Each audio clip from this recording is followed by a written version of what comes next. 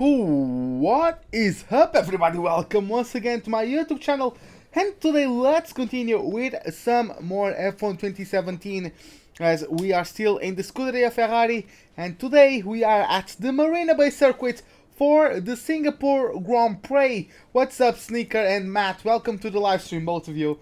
And yeah, guys, I'm a bit delayed in terms of the hour of the start of the live stream, but I got held up at work for an extra hour, so yeah, I apologize for that, but that's how it goes sometimes. Hey Gabriel, what's up, man? Welcome to the live stream. Hey Adam, what's up? So, we still have the best car, and we have a weight reduction in development for Malaysia.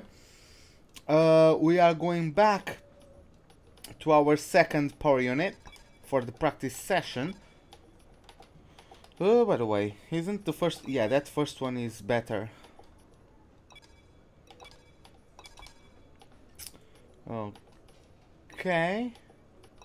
Let me just take that one as well. Okay, done. Yeah, man, I'm just going as fast as I can. I'm really excited for the projects I'm working on. So, in terms of the standings, we are leading the championship by 83 points, so we are just smashing everyone. We have almost double the points of Vettel. We are just, yeah, just smashing everyone is the correct term. In terms of the constructors, we are 66 points in front of Force India. And here we are on a 4-race winning streak. And yeah, let's go. Hopefully we can make it 5 races in a row as we head onto the practice session for the Singapore Grand Prix.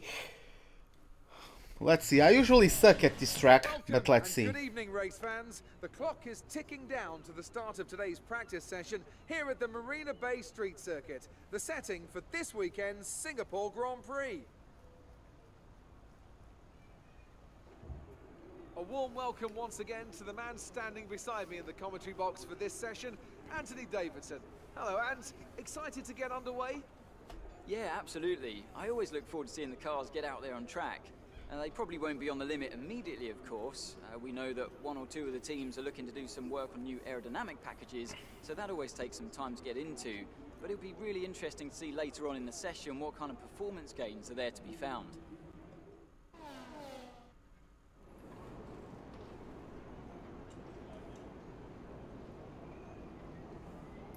Okay, Sneaker, I don't really have the time today, but if I remember later, I can do it.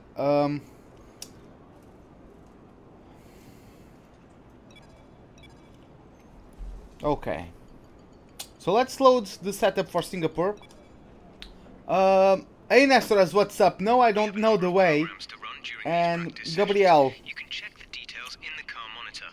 We'll get good data for both the race and factory teams, so they're well. Are you telling me that if Perez finishes 4th, I can win the championship if I win the race? If I win the race and Perez finishes 4th or below, I win the championship? Is that it? I don't think that's it yet. But yeah. Let me just check the setup.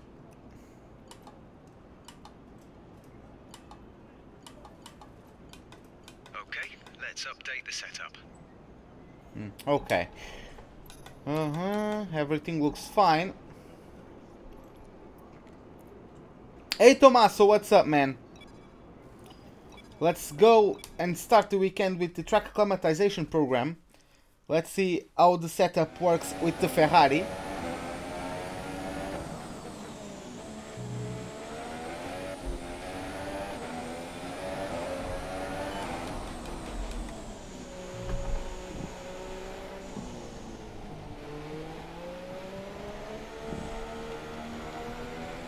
God damn, my... Give me a second. My shirt. Oh, okay. Done.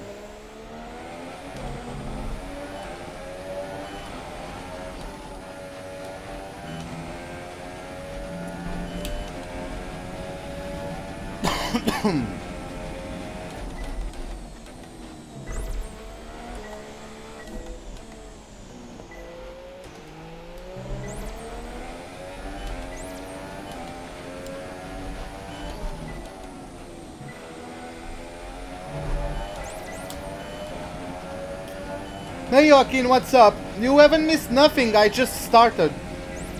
Hey Gamer Bros, what's up?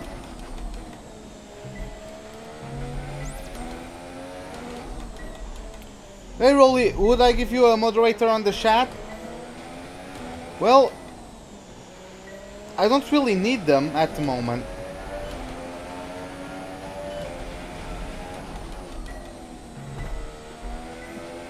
Oh my god. Okay, let me focus on the track. What do I think of the new Haas and the new Williams? I like the livery of the new Haas, and the Williams one I didn't see it yet. God damn it, what am I doing?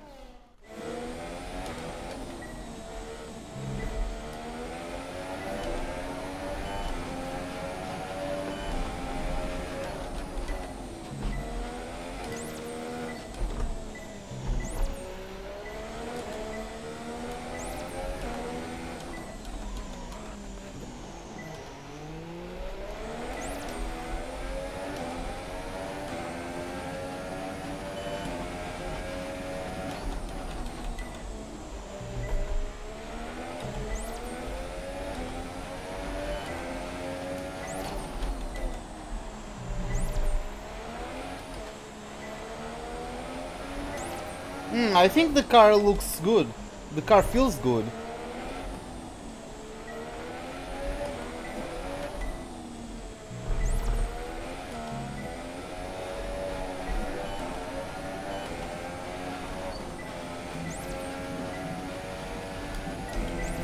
Great stuff. You pretty much... Okay, we did it. I'll just tweak the setup.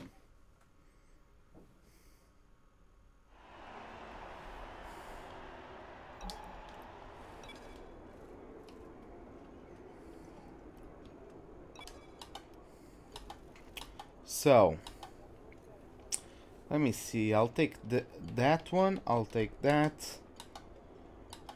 Our best lap so far is a 1 minute 41.3. See how that feels. I'll see how that feels. Okay, let's go. By the way, is it going to rain at practice or at quali or the race? Drive for quali, drive for the race. Okay. Let's go for the tire management program.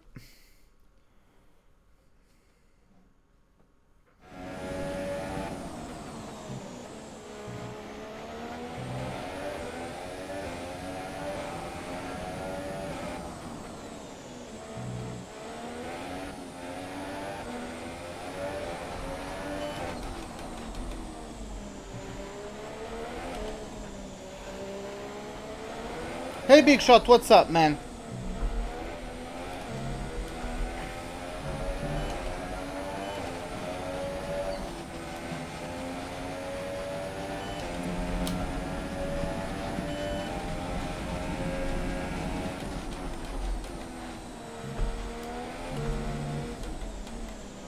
Yeah, that was an intense race. Perez was behind me for the entirety of that race. It really put the pressure on me. Hey car guy, what's up, man? There's 4 laps of fuel remaining. Yeah, that was a good win. A 1-2 as well in front of the Tifosi. When was the last time that happened?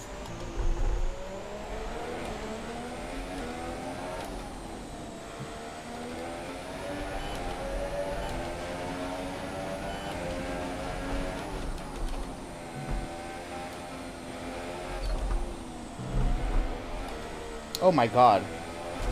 Okay. This isn't working.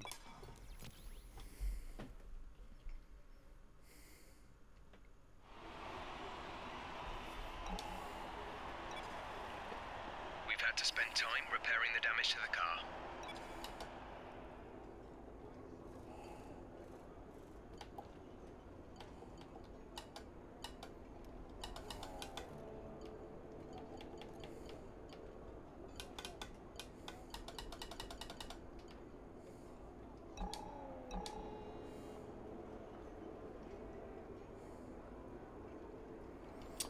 No, it was...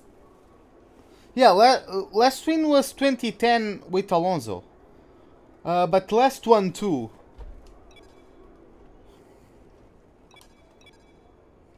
Ah, come on, fast forward that.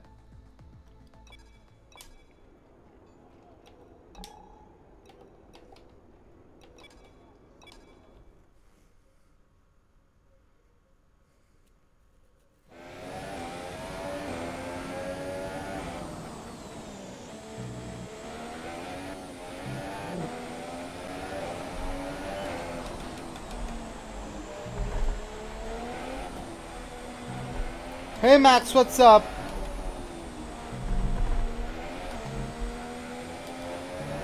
Well, according to the chat yesterday, Alonso won in 2010.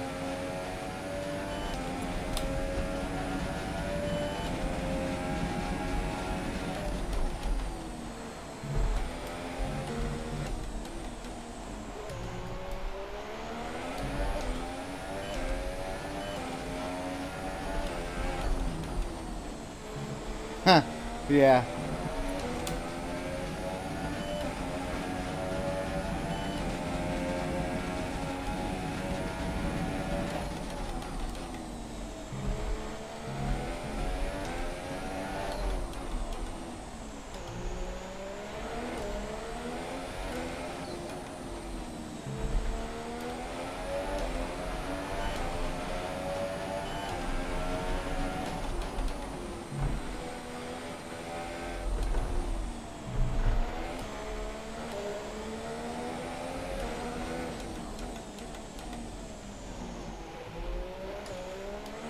Hey Jerry, what's up, man?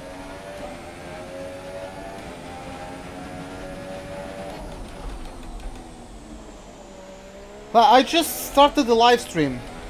Simple Grand Prix, I remember when the Ferrari squad. Yeah, I do remember as well. I couldn't believe it. Like, oh my god, that sector was so slow. Okay. Oh my god.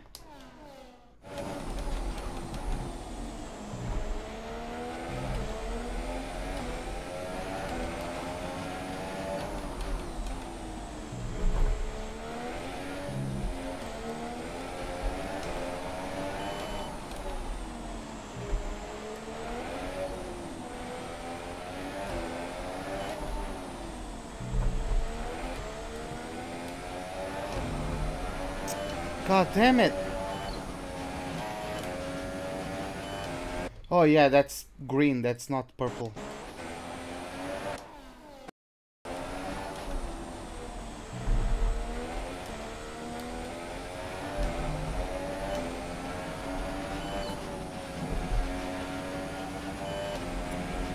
We need to pick up the pace. We're not hitting our target. We'll need to rerun the program if we don't get the time delta back in the green.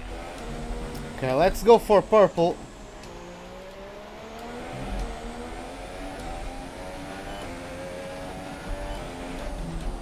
Huh.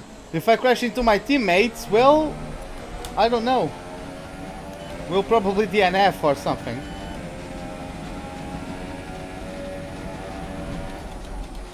Oh my god, I'm focusing too much on the chat.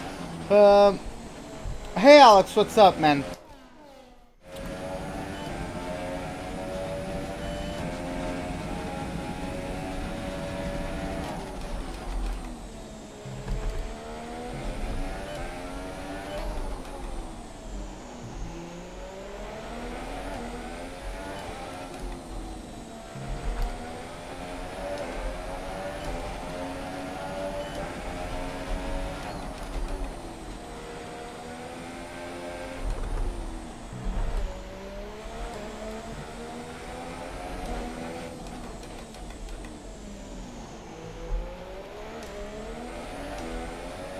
How do I get so much speed on corners? I don't think I'm going, like, really fast. I'm quite slow, actually.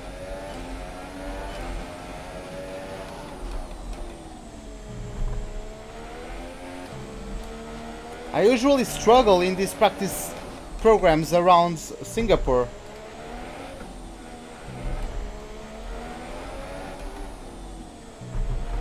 Oh my god, 3/10 slower, see that?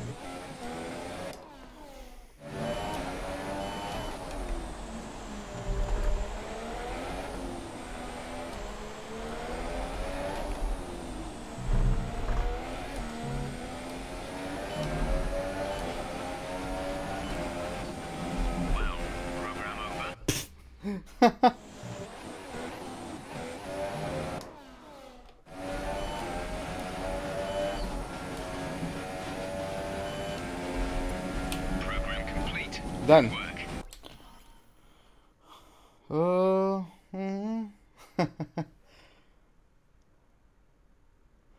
I'd like to get 3-1 in Australian. Well, in the Australian, in the final sector, like in the second to last corner, you do it in second. But then you short shift to third and just try to balance the acceleration on the last corner. So yeah, let's return to the garage. We got purple.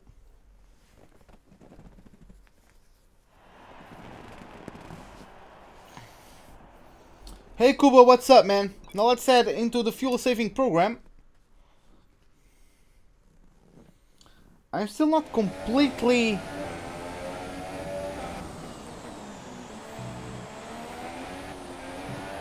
We expect to potentially see some rain about 10 to 15 minutes from now.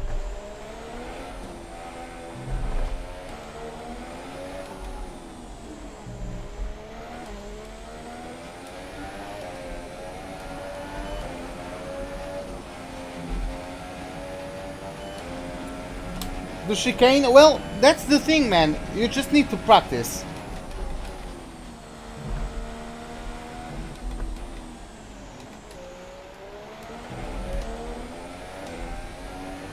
Sebastian is in P1. Sebastian sat in P1.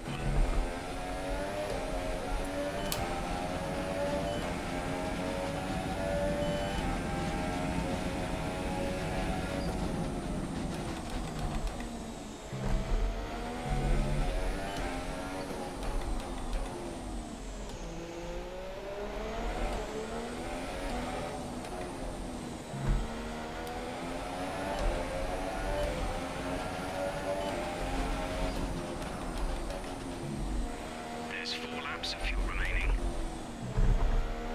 Yeah, usually the races go downhill for me as well around Singapore.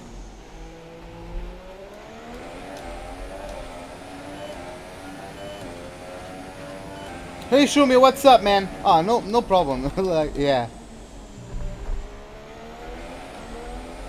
Yep, we are already at Singapore.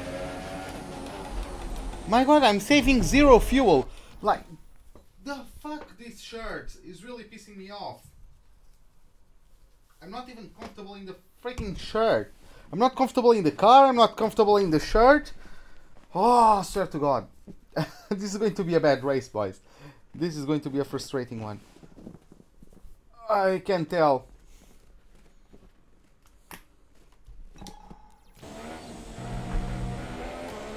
Okay, looks like we are going for another lap.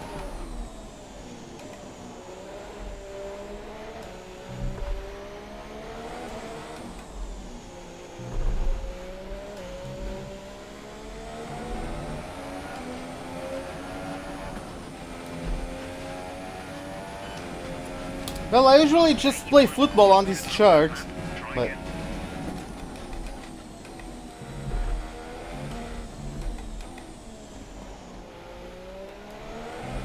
I didn't try 110 for Monza, but I did 107.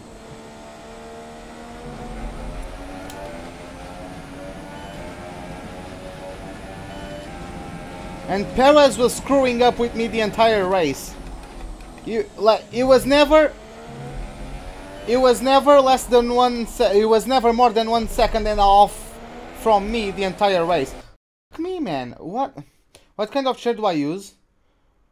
Like, it's a racing look chair. It's not a DX Racer or anything like that. It's just a desk chair that looks like a racing chair.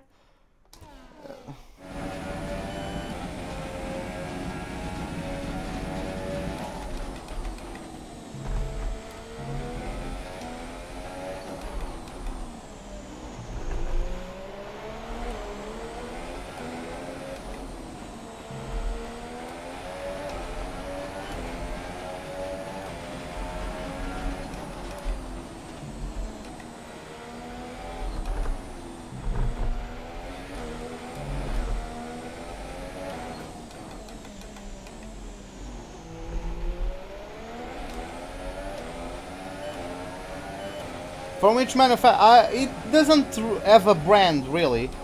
Like I got it in a local furniture store.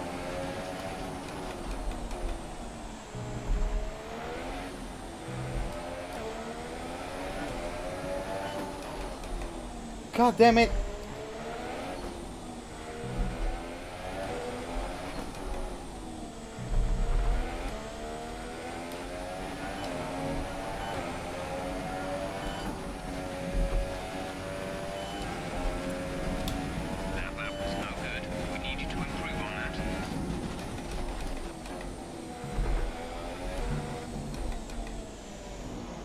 Okay, let me focus for this lap.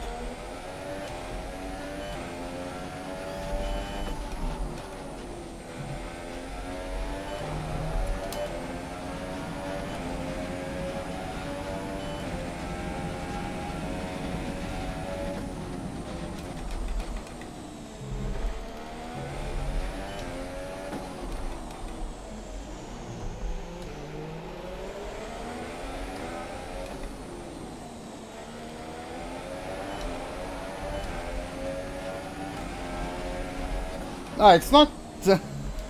like, I'm the one picking bad spots to write the quest... to... God damn it, English is hard. I'm picking bad spots to see the comments. To read the comments, that's what I was looking for.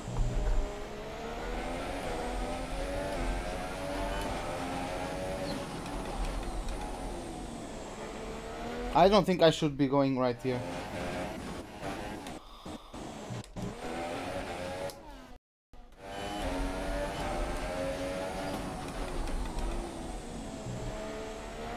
Almost locked up on my front left.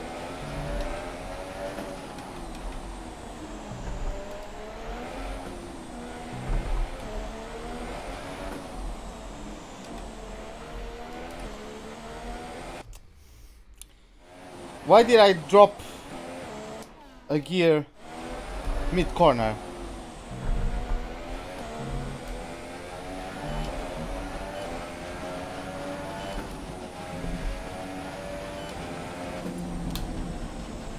Whatever, I'm satisfied with the green, but I'm still not very comfortable with the car. I don't know what setup I should take. Hey Rafa, what's up, man?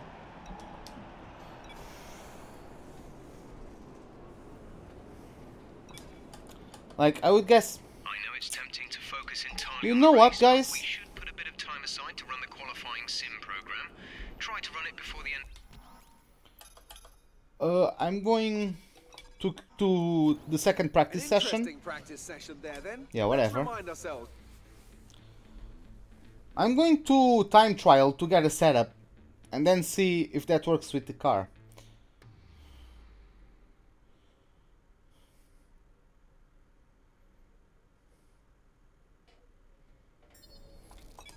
Yeah, whatever. I'm not going to improve the car anymore, so whatever.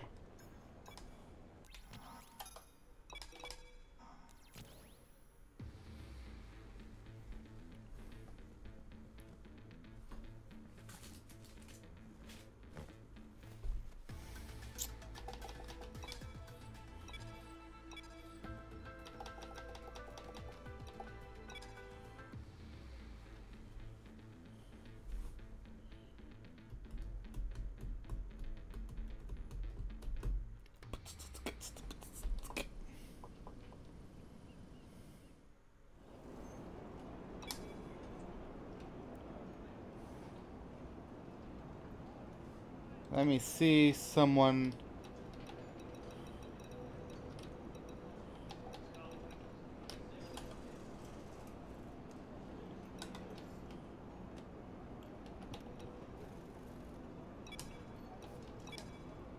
Let me see how that looks like.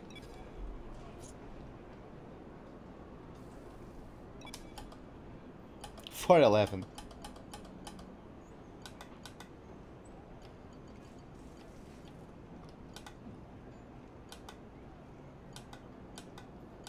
Okay, let's get out there.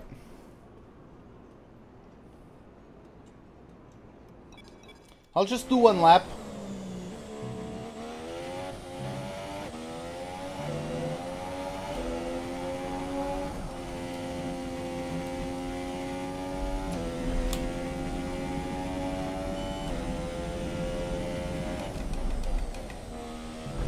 What's my best around here? 138i?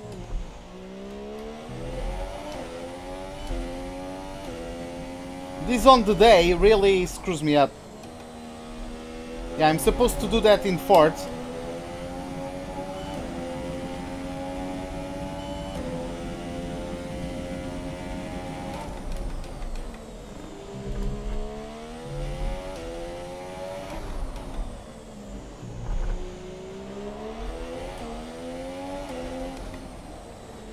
Oh my god.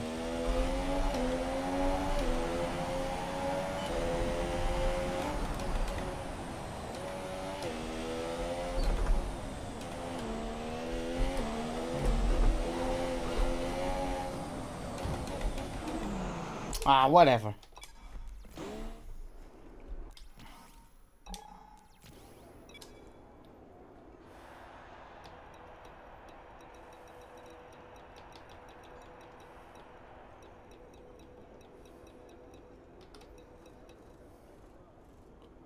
I'm just in time trial. Give me a second.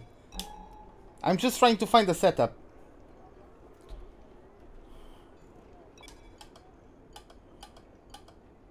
Nah, that's basically... Nah.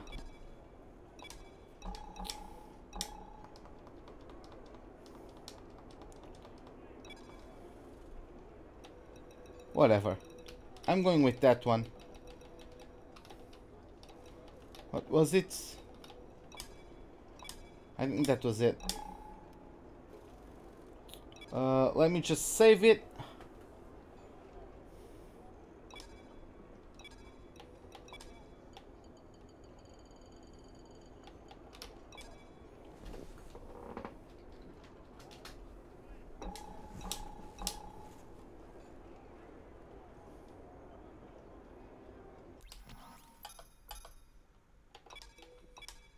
At which team I start my career? I started with the Haas team, Niels. By the way, welcome to the live stream.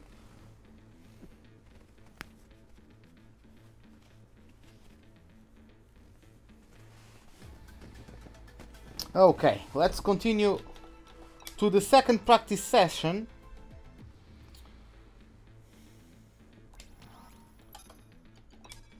Yeah, 105,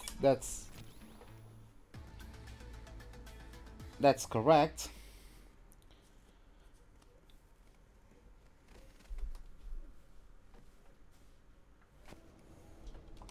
Okay, let's get going.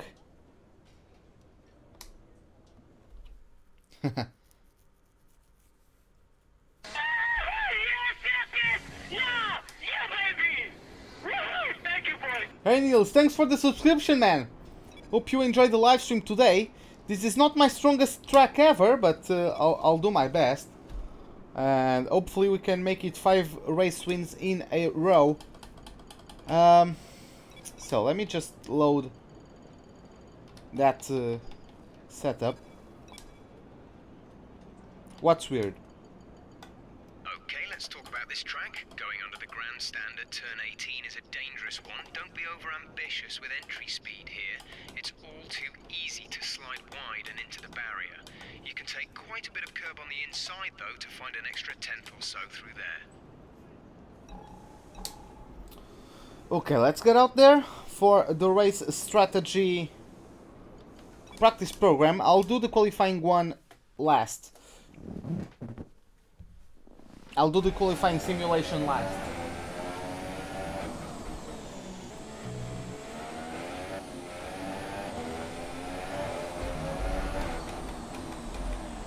Oh.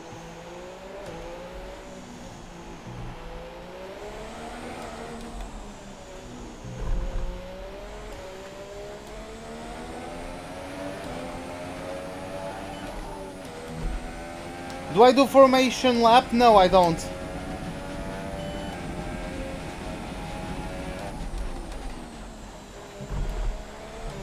If I wasn't doing live streams, I would do it, but It's just...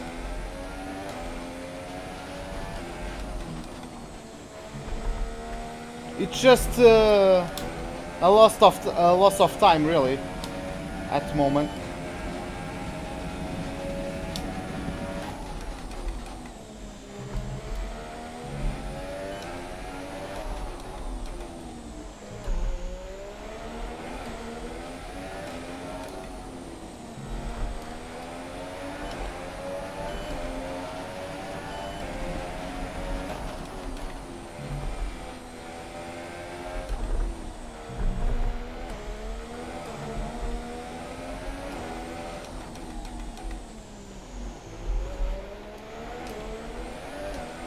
Three-tenths off, god damn it.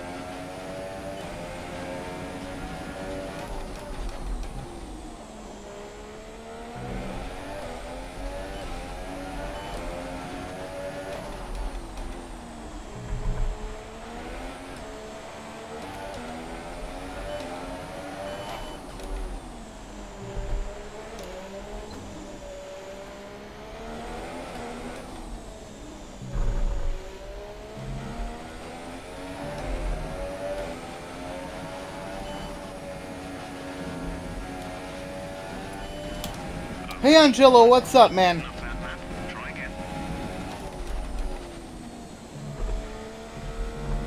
Yeah, I usually struggle in the practice programs for Singapore.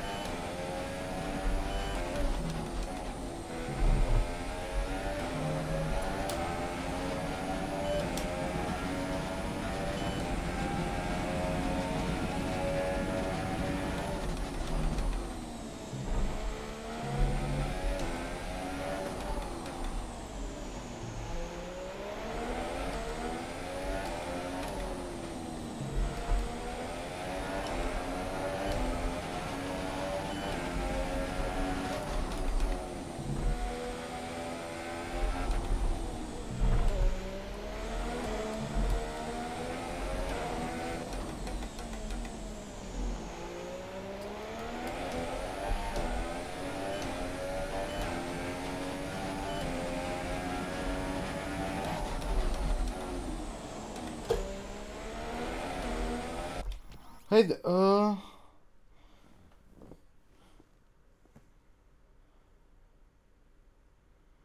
yeah, I know, MK. I know. There's not much I can do about that.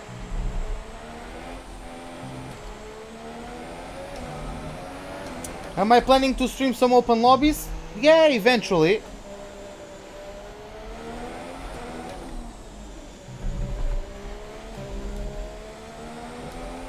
Look at that. Yeah, I'm losing again. Yep, another red lap. I need to get 3 green laps in a row if I want to be able to get purple on this practice program.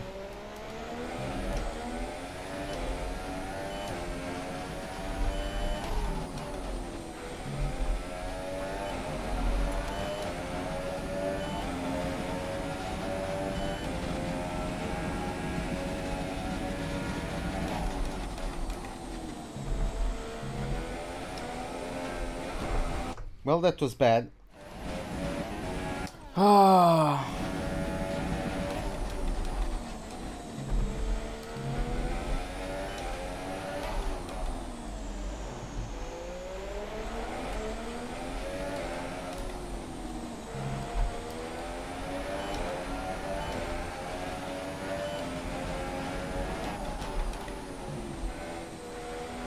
Yeah, I'll announce it when I do it.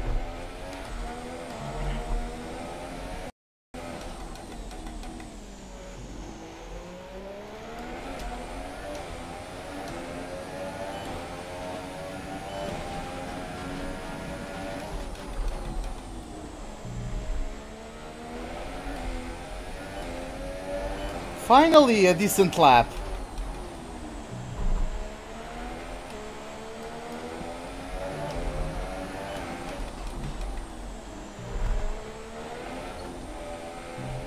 There's 4 laps of fuel remaining.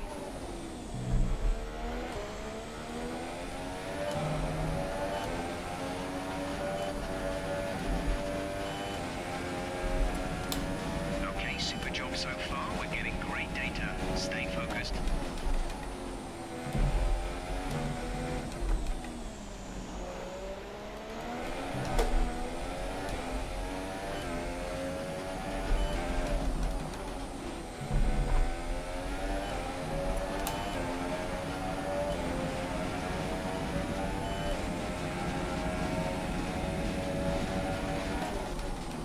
Okay, I think I'm starting to get the hang of the setup and of how the car behaves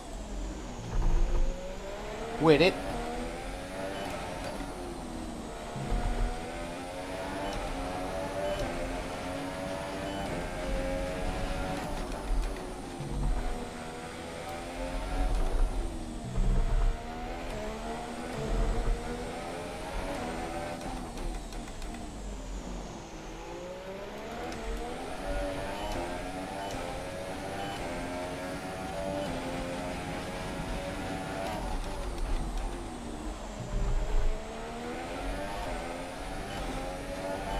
I like how my pace in 2 laps went from getting smashed by the Delta to smashing the Delta.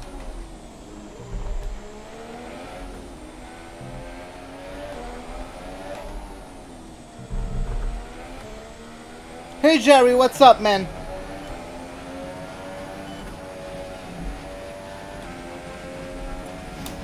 Great lap. You've nailed what we asked for. Keep it up.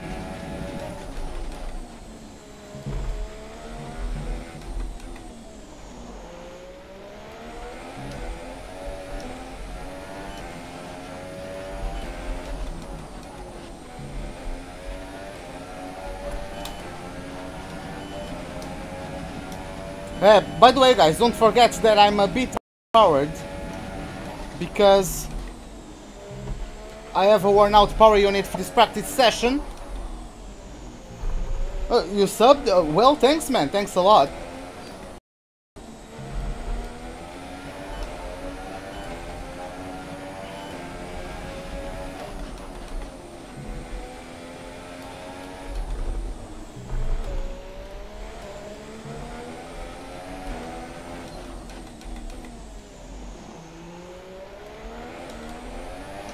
I sometimes hesitate on when to stop turning at the hairpin, and sometimes I start undoing the corner, if that's a proper word to apply here. I start undoing the corner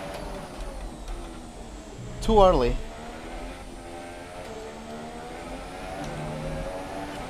Hopefully I'm making sense with that.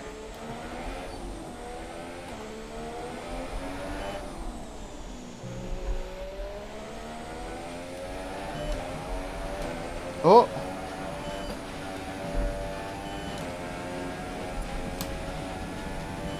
Okay, done. Let's get to the... Where do I come from? I'm from Portugal. I'm Portuguese. So, let's go to the qualifying pace program. Let's see how quick we can be when we are pushing it to the limit.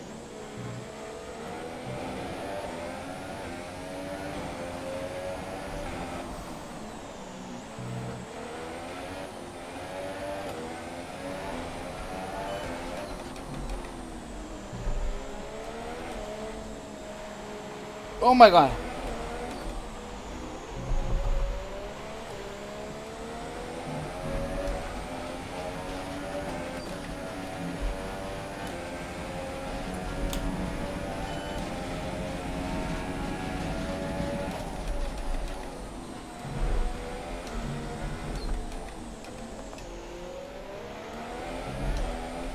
Shouldn't have gone down to second gear into turn 3, but whatever, it's done. Losing out on the straight because my engine output is a bit down. Then it went up because the aerodynamics started to kick in.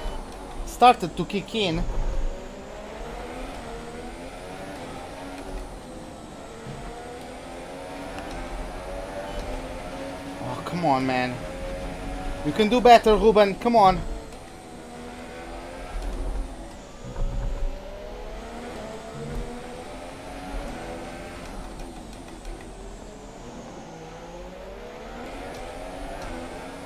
Oh my god, 1/10 down, come on. I would like to get at least green.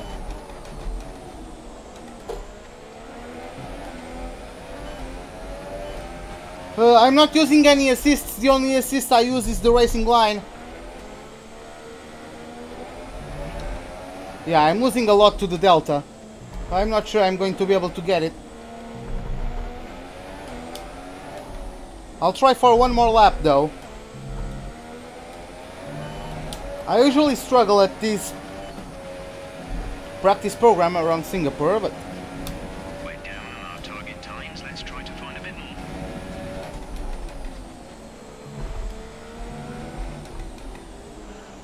oh my god. Once again I had to go down to second gear, but I'm much quicker to turn 3 this time around. Turn! Okay, time to do that again. Well, this is what practice is for, right? Fuck, once again!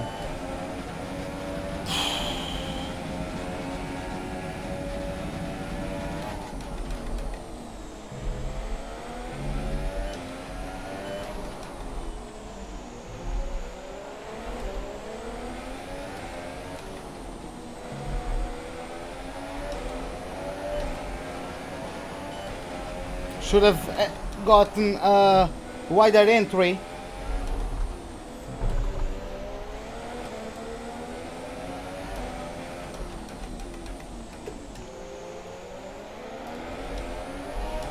Yeah, that exit part, if you go outside of the line, that's quite slippery. And I don't think I'll be able to recover the time in this sector. I usually suck in the third sector.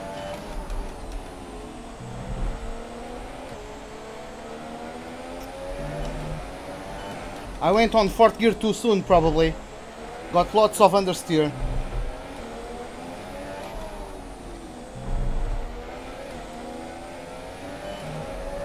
Yep, it's better though. It was a better lap.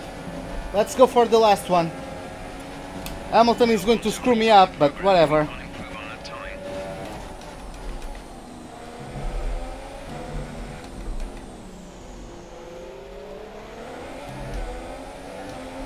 Hopefully I can spot the... No, I didn't see the Williams yet.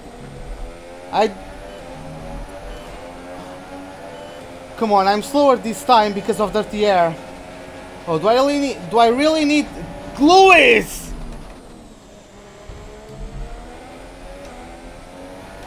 Fucking hell, man. How high is the AI? 105. 105.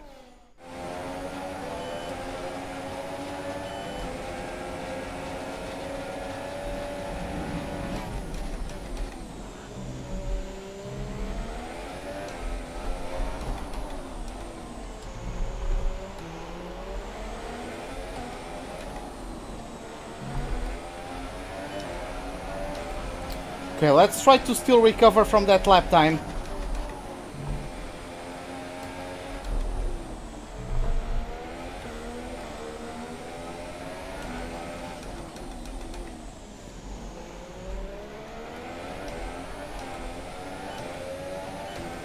Can I go higher? Depends on the track.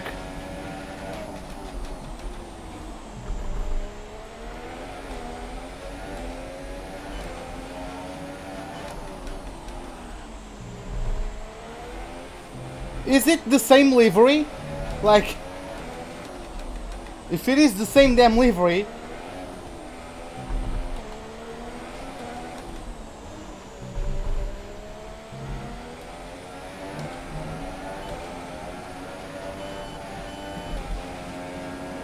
Whee! Okay, what happened? Let me know you're okay.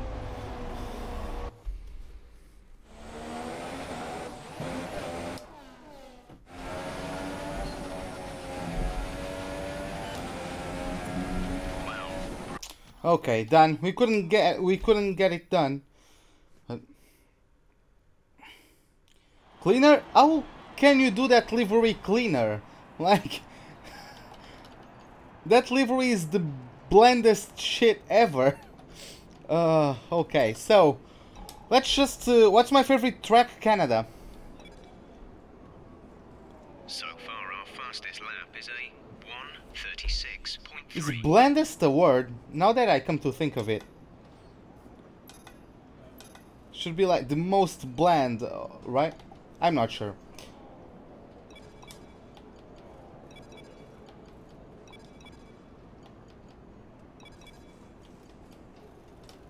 I'm going to get yellow power unit. I need those in good condition. Hey RJW, what's up, man?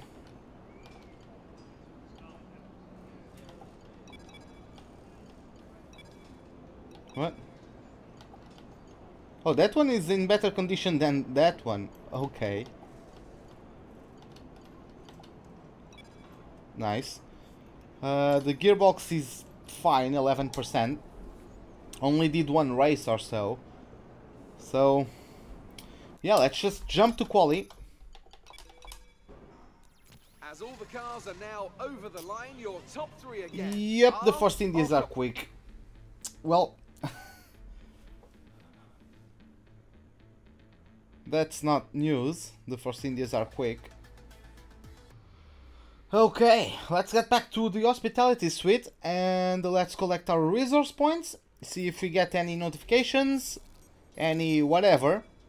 Oh yeah, we have a message from Emma Jenkins with the targets for the qualifying session. Hi, it's Emma. Your qualifying goals came up in the board meeting this morning. Here's what to expect.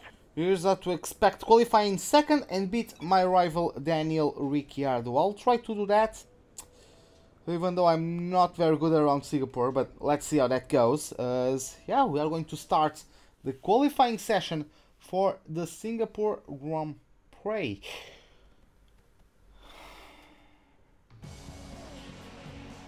The sky is dark and the lights are on. Welcome to qualifying here at the Marina Bay Street Circuit in Singapore. I want to talk briefly about the strategy in these qualifying sessions. Anthony Davidson, how can a driver adjust their approach to gain those critical extra tenths of a second? Well, qualifying isn't about adjusting your approach necessarily. It's more about trying to repeat a low fuel run that you've practiced prior to this session. You're looking for perfection on the lap, and that's hard to achieve if you're trying something new. There are some variables that can stand in your way, however. Track position or unexpected yellow flags, for example. Coupled with ever-changing track conditions, it's important to be out there at the right moment. But as a driver, you have to try and ignore these distractions and just keep your mind focused on that one perfect lap. Okay. Don't think you'll have any trouble getting into the next session, so don't push too hard. Don't worry, Jeff. Don't worry at all.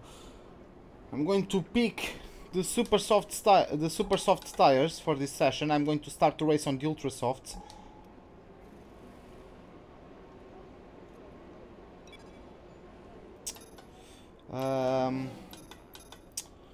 Okay, so is there anything more I need to do? Oh yeah, I need to change the fuel because I probably have too much. Yeah, I do have too much. So just as usual, let's go and fast forward until the closing minutes of the session. First purple time is set from or by Lewis Hamilton with a 1:36.2. Okay, so I can get out there with around 2 minutes remaining, I think. Max Verstappen, 1:42.6 is the best time so far on super softs. Let's get out there.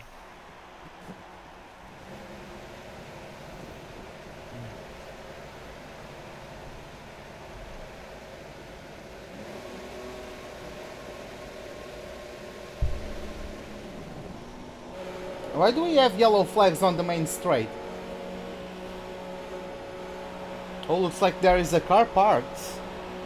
What's going on?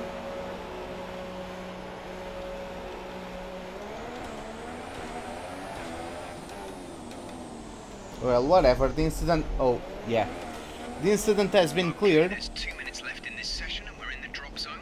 We need a quick lap or that's qualifying over for us. Hopefully I didn't hold up Kvyat. Otherwise he'll torpedo me in the race.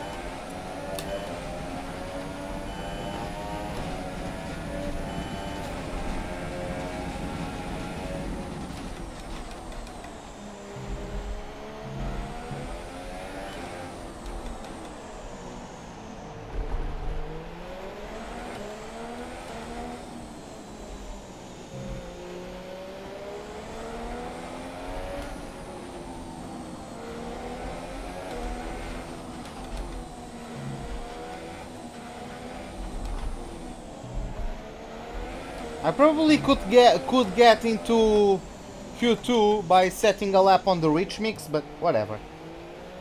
Hey Martin, what's up, man?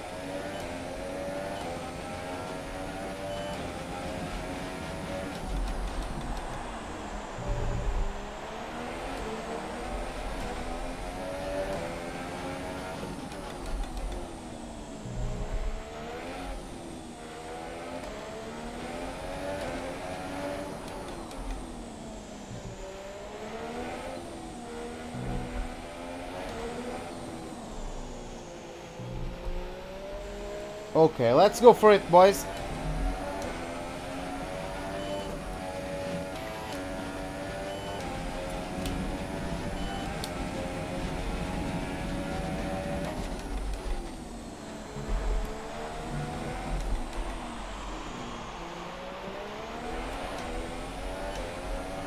Verstappen is in P20. Well, I hope he is doing his lap currently so he can improve, because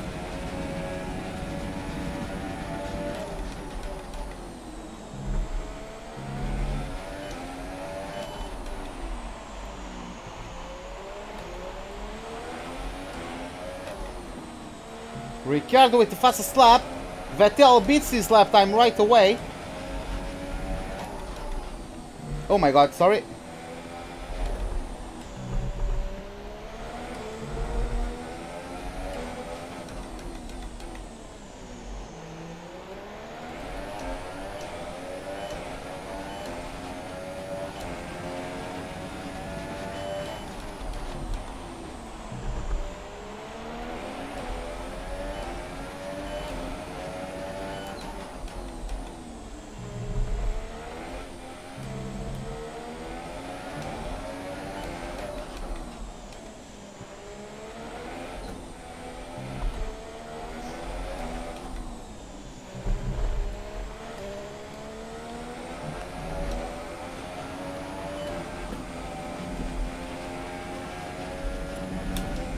Okay, P7. Not bad on the super softs.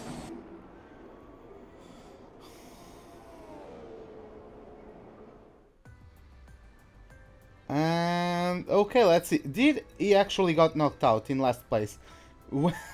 Yep. Oh, he got disqualified. Was he the one that was parked? Parked in a dangerous location, yeah. Verstappen got disqualified for some reason and is starting last for the Grand Prix. Okay, so that's him knocked out as well. Ocon out as well, then Kvyat and Massa. Stroll outqualified Massa, and Ericsson outqualified both Stroll and Massa. Okay, nice. Well, let's proceed to Q2.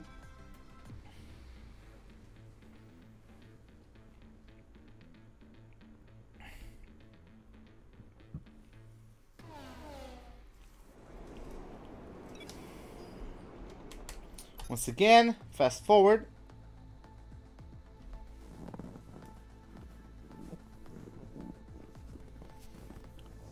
Hamilton goes fastest with the 148. Vettel is now fastest with the 147. Only 48 thousandths of a second separate Hamilton and Vettel. Hey José Carlos, bem-vindo ao canal. Tudo bem? Welcome to the channel. How are you doing? So let's get out there. All personnel be aware, we have a car leaving. Yep, we do have a car leaving indeed.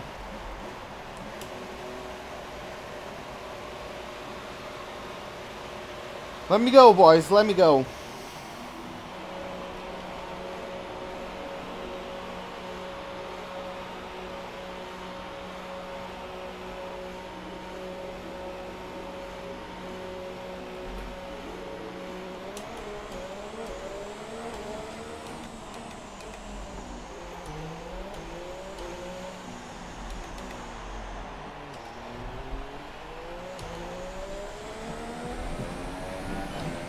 Sainz now go fastest with the 1:39.6 by virtue of going out late in the session. Hey man, what's up? Welcome to the live stream. As now Bottas is the fastest car on track. Was it a 1:36? I think it was. Oh, there goes the corner. By the way, man, that was Spanish, not Portuguese.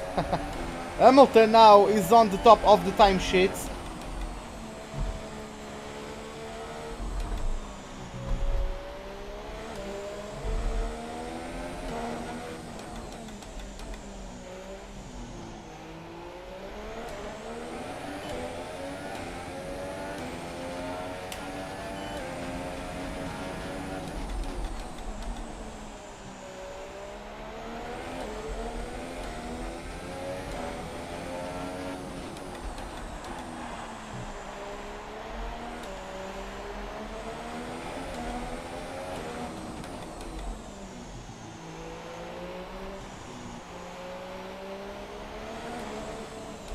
No, we don't.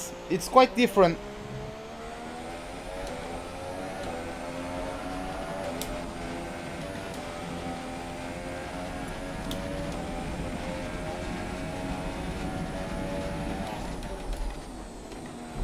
Of course I would do it.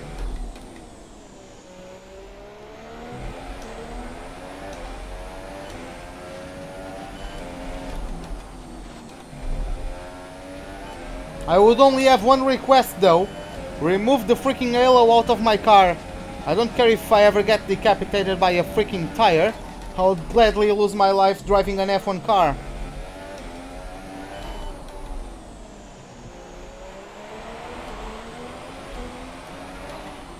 Bem, obrigado.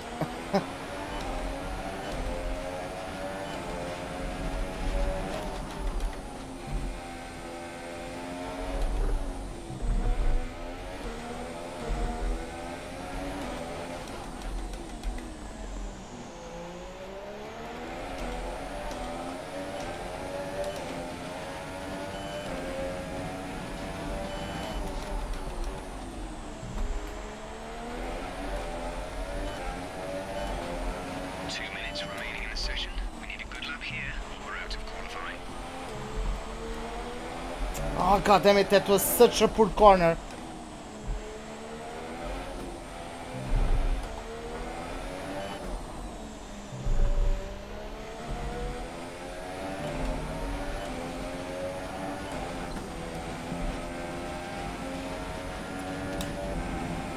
Okay, P4.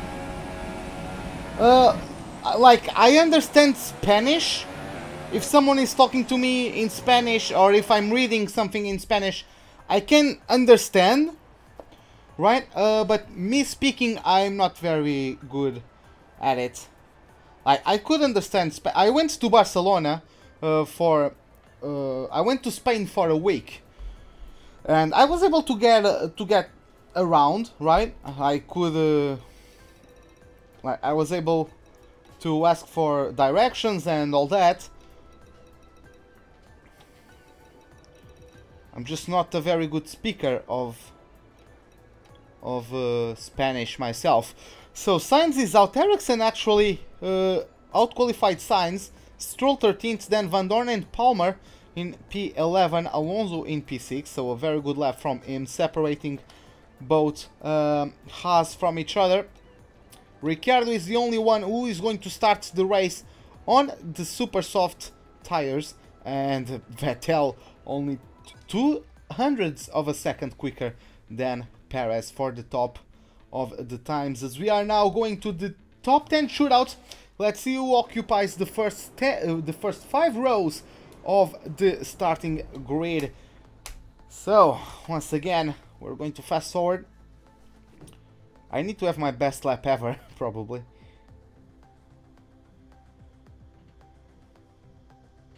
Hamilton goes fastest, 144 or 140.4. Okay, let me just change for the actual recommended Q3 tires in Q3, just as I like to do. And let's get out there. Some cars are getting out of the pits themselves. Vettel is already out. Oh, it's so cool that I can actually look over to the other side. Because in the Force India, it was either on the Force India or the Red Bull, I couldn't look to the other sides. That like shoulder thing was too high, so I couldn't look at the other side of the garage.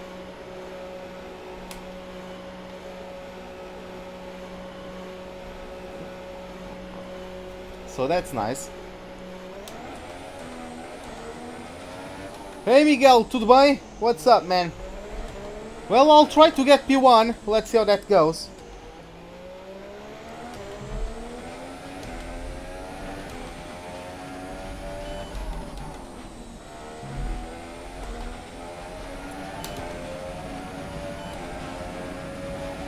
Hey Non-Stop, what's up?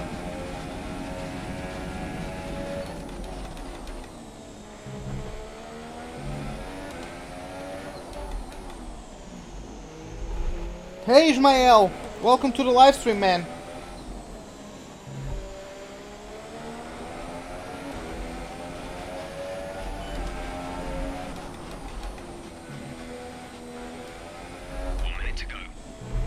I know, Jeff.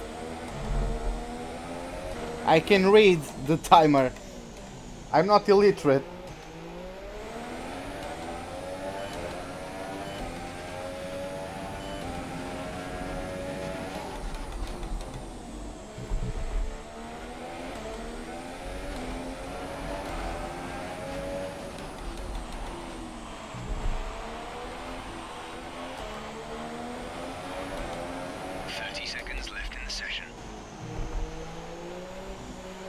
Hammer time? Nah, man, we don't have that here. In this channel we have Ruben O'Clock. What racing wheel do I have? The Thrustmaster T150, the Ferrari edition.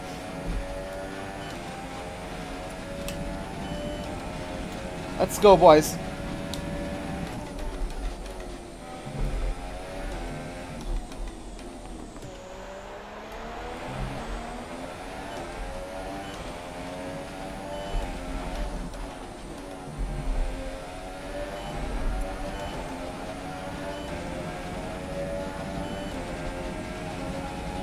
Oh, blood.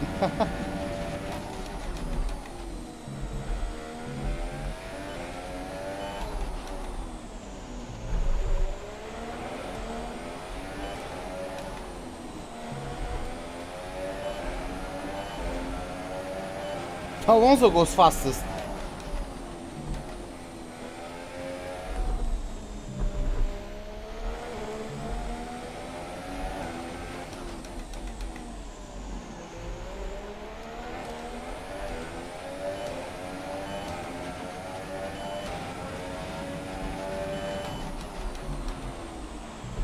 Faster than Perez by 29 thousandths of a second. Now Vettel does even better than the Mexican.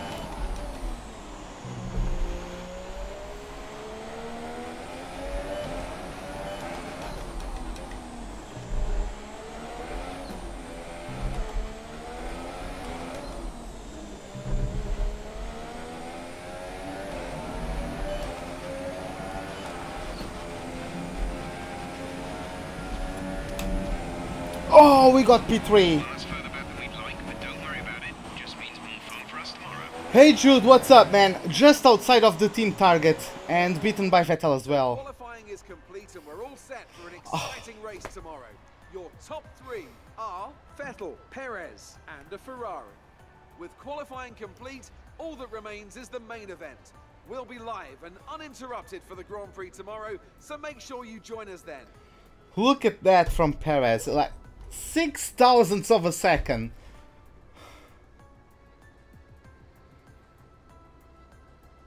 Six thousandths of a second. Oh well. That's how the cookie crumbles, I guess.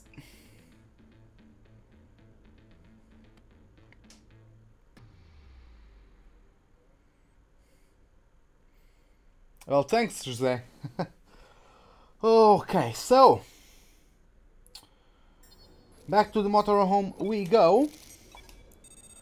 1700 points is what we have. Still beating Ricciardo. What PC model? What? I don't know the specs of my PC. Like, it was built by a friend of mine. I don't know from the top of my head the specs. Yep, I got beat by Vettel and I missed the target.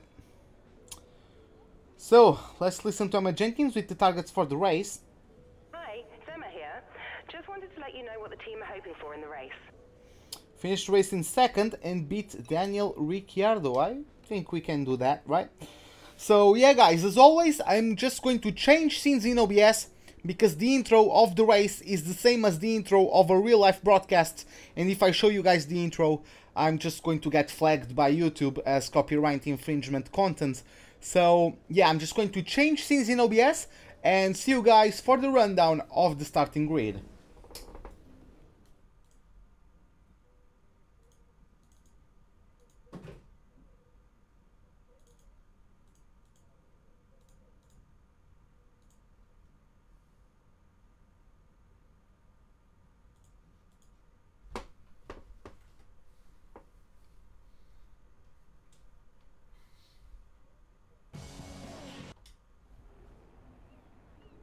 As the sun sets over the South China Sea, the sport that never sleeps is alert and raring to go. Welcome, under the bright lights of the Marina Bay circuit, to another Singapore Grand Prix. It's a very long, very physical lap, this one, and really there's not much in the way of margin for error. So we have a bit of an endurance race for you tonight. Situated just 88 miles north of the equator, this 3.5-mile circuit is hot, it's humid, and is an incredible test for the drivers as they try to fight their cars around the bumps and in between the barriers. 23 corners take us twice over the bay to complete a single lap of this unique racetrack. The view is spectacular, the heat is unbearable. The race should be incredible. Joining me to talk you through the action today is Anthony Davidson. And give us an idea of what kind of thing you're going to be looking out for today. Well, the big question for me is whether or not we're going to see the cars able to follow each other closely enough to overtake, especially through the fast sections here. Of course, we've got DRS, and that will help on the straights, but it's still no good if you're coming off the previous corner too slowly or too far behind. Well then, after an exciting qualifying session yesterday, let's take a look at how the cars line up. Sebastian Vettel has a clear track ahead of him today. He starts in pole position, edging out Sergio Perez, who lines up P2. Looking down the rest of the grid, we have a Ferrari, Ricciardo, Kevin Magnussen, and Hamilton, Bottas, Grosjean, Alonso, and Nico Hülkenberg, Palmer, Van Dorn, Lance Stroll, and Ericsson, Sainz, Massa, Daniel Kvyat, and Esteban Ocon. Wehrlein and Max Verstappen completes the grid. Now it's almost time to lights out, so let's go down to the track.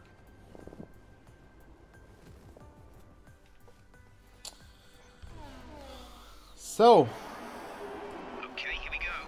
I know what you can do. Don't let me down. looks like this is it. Oh, I'm going to be underfueled by a lot, actually. Am I really going for... Do I play on the PS4? No, I play on the PC. The thing is... Give me a second.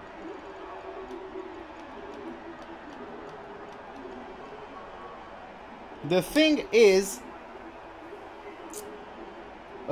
since I... how to explain it? The wheel I have is... Do I have a green screen? No.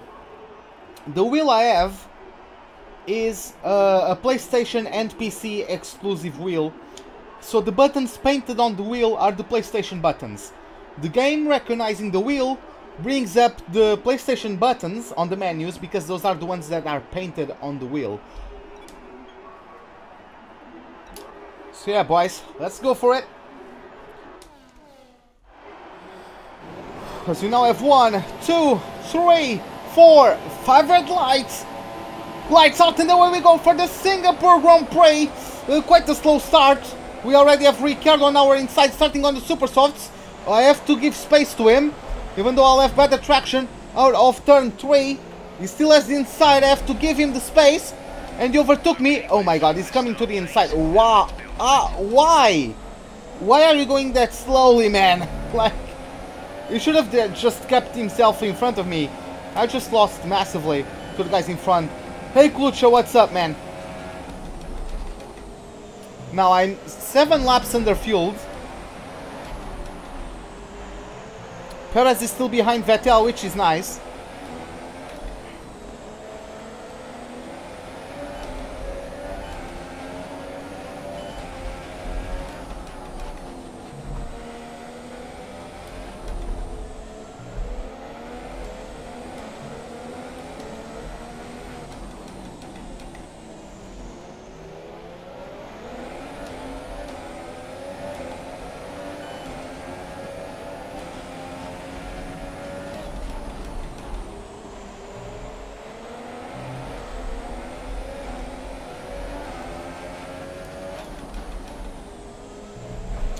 Okay.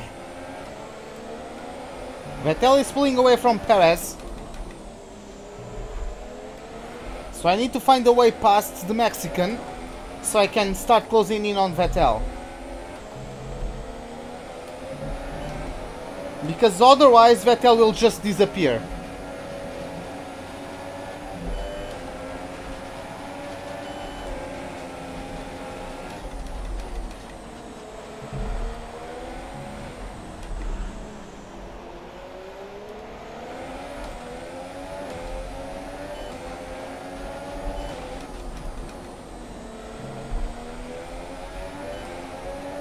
Okay, I'm gonna get him.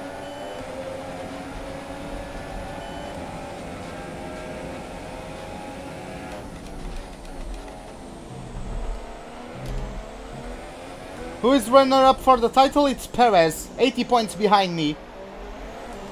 Or more than 80 points behind me.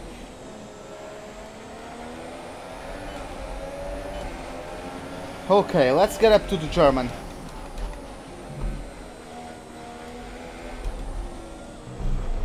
No way that Vettel is going to be faster than me. I'm so underfueled.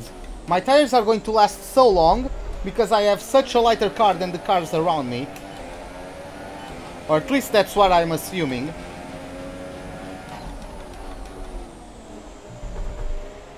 Purple second sector, see?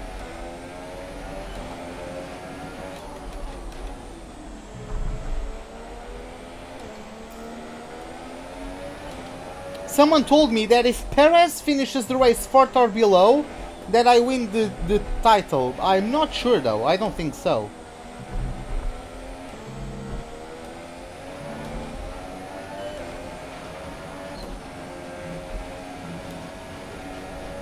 Of course, that's also if I win. If I win and Perez finishes 4th or below, I am the champion.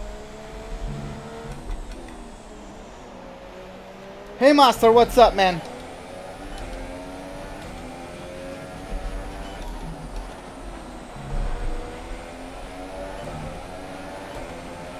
Going up to Rich Mix once again. Just for the straight.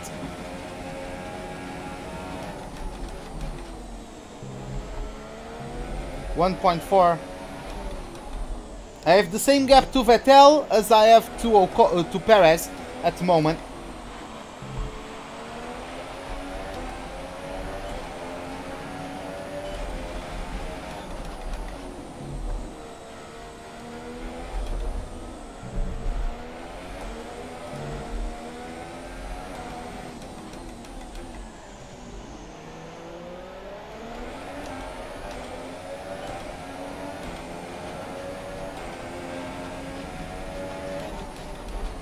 It looks like we have yellow flags. We already have a DNF. I didn't notice who that was.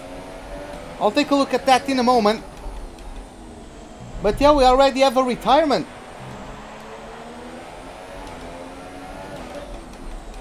Am I going to... No, I'm not going to run out of fuel, man. Don't worry. Sainz is out of the race. It signs Udi and Eft, unfortunately for the Spaniard.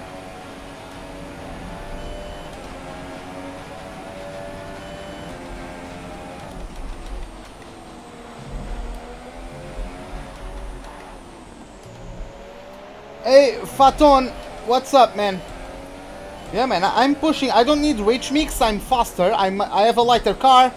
I'm faster down the straights. I already got DRS. I can even go down to lean mix on DRS. I'll still be faster than Vettel. I'll still close in, especially as I get closer and the slipstream will be more effective.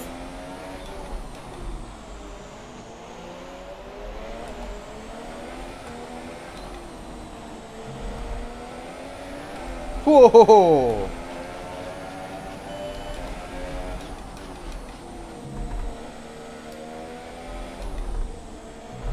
Looks like the horse is kicking.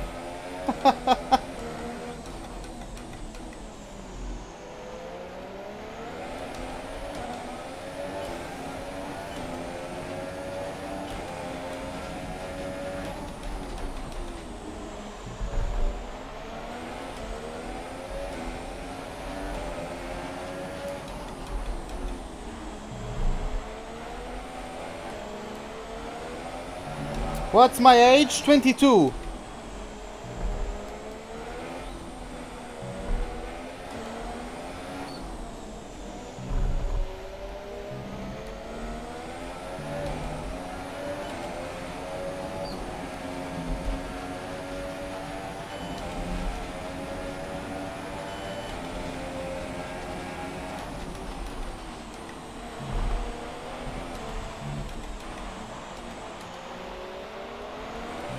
Where am I from? Portugal. I'm Portuguese. Okay, so Van Dorn is out as well. it looks like the problem is terminal. They're retiring the car. I look older, I get that a lot.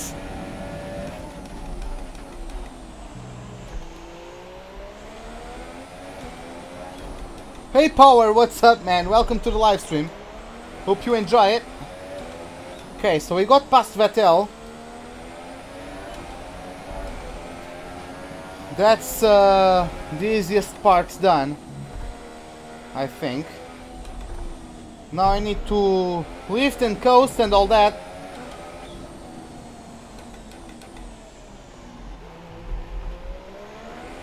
Need to start saving some fuel now. I'm under fueled by 7 laps. So yeah.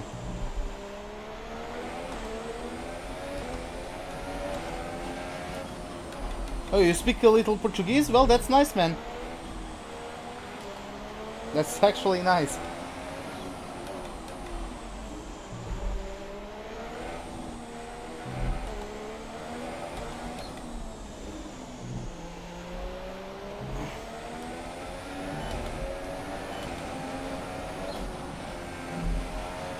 Oh my god. Turn, turn. Nice.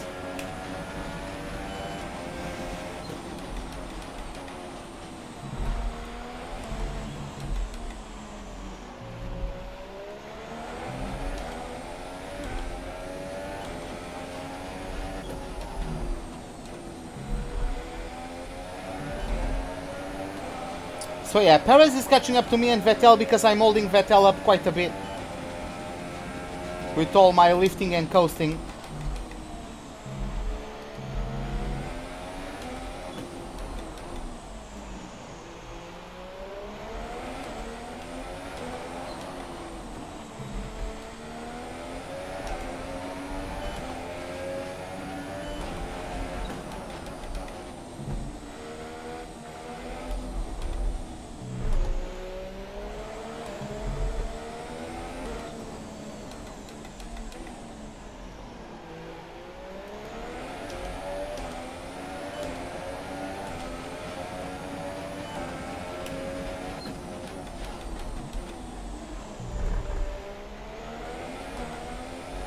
Oh, you'll be back? Okay, man. See you in a bit then.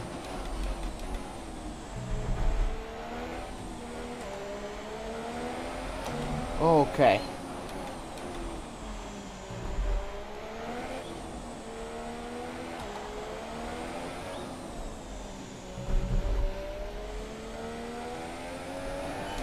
recovering fuel at a good pace.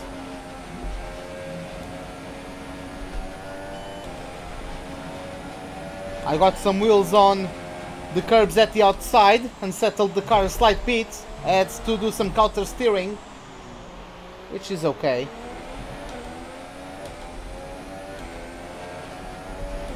Didn't need to put too much effort into catching that slide because the tires are still relatively new.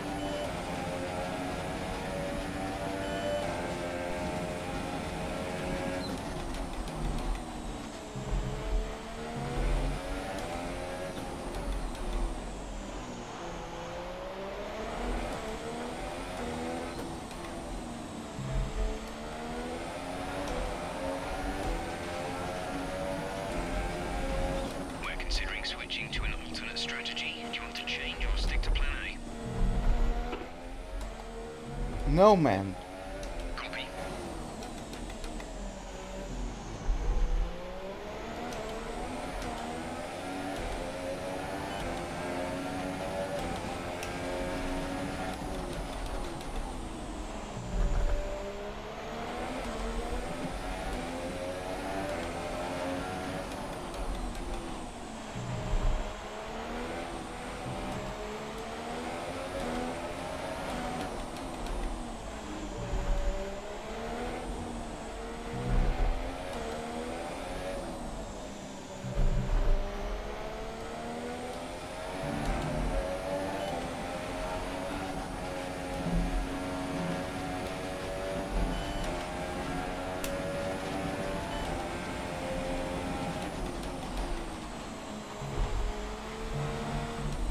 Well, to be honest, I could actually pit at lap 9 and go for softs. What race am I the most excited for this year? I have no idea. For me, every race is going to be shit. Because no one will be able to push their tires. And no one will be able to push their engines.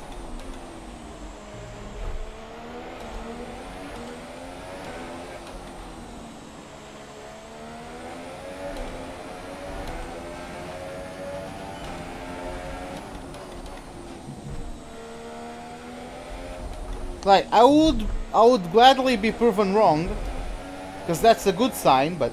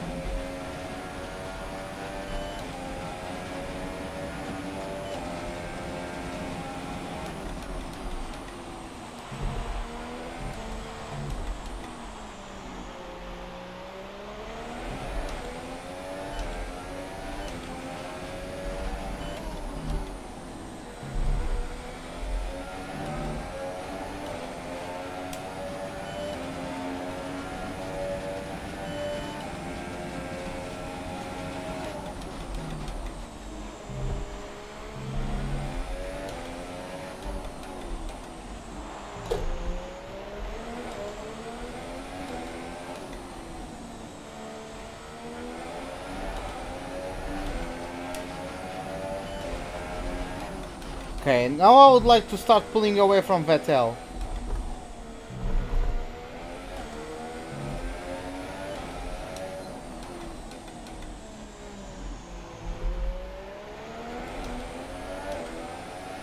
Have I seen the Williams? No, not yet, Agne. Welcome to the live stream, by the way. Box this lap. Understood. Stopping this lap. Huh, I was multitasking too much, okay.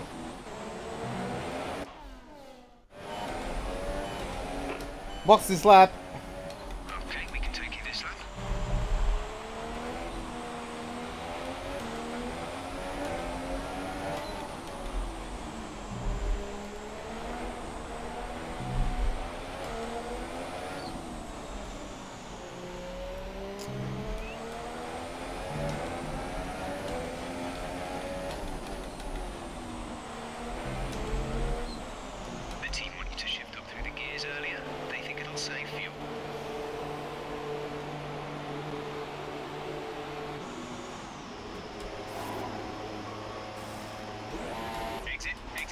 No, I'm not going to do a one-stopper.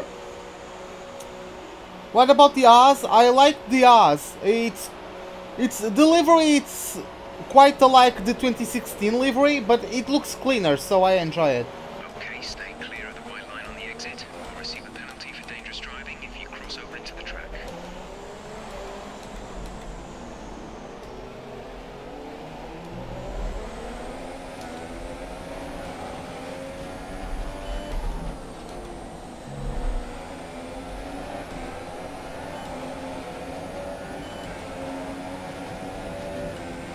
I don't think I can take these softs until the end of the race, can I? I mean, I'm quite under-fueled and all. Oh, okay. Palmer, behave.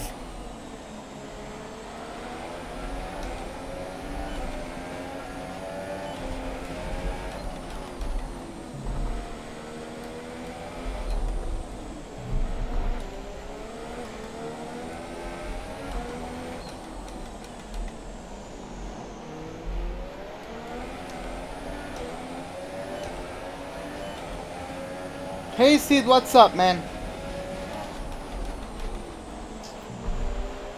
But yeah, I would do ultra soft, soft, ultra soft. I'm also going to go very long, so that if a safety car comes around, like, I'm not going to pit stop for quite a bit, right? So if a safety car comes around,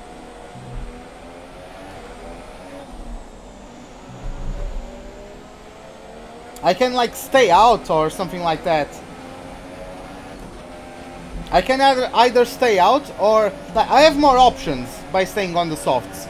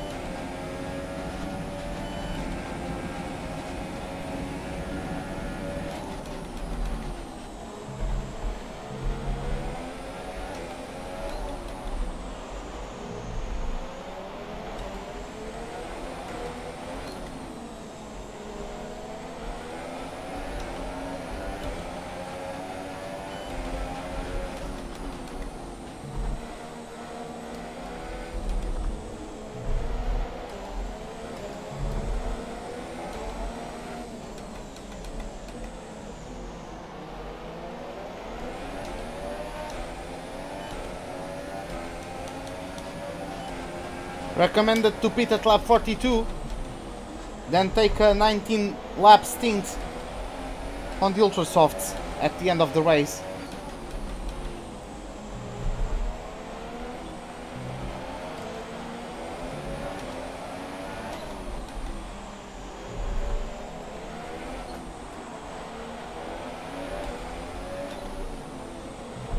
Hey Aaron, what's up, man? Yeah, I'm alright. How are you?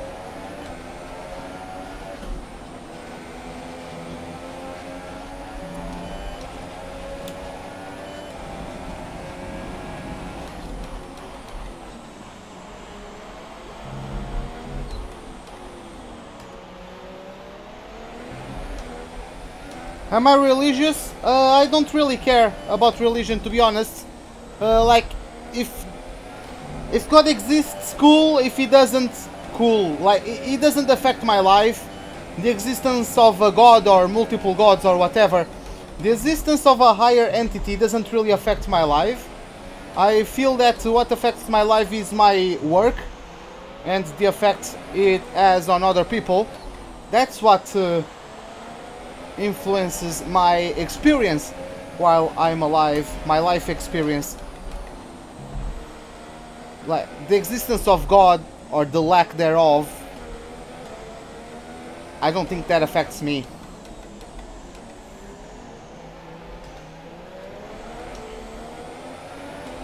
Because, for example, whether there is a God or not, or a higher entity, whether that exists or not, if I don't work, I'll be broke, right? So, yeah.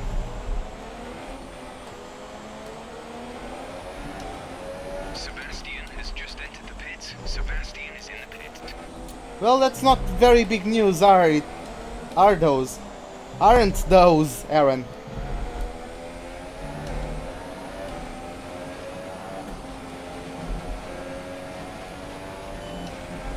Gap to car in front is 2.0 seconds.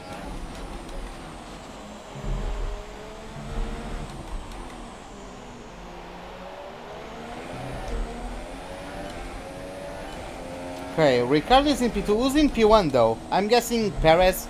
I'm guessing Perez didn't pit yet.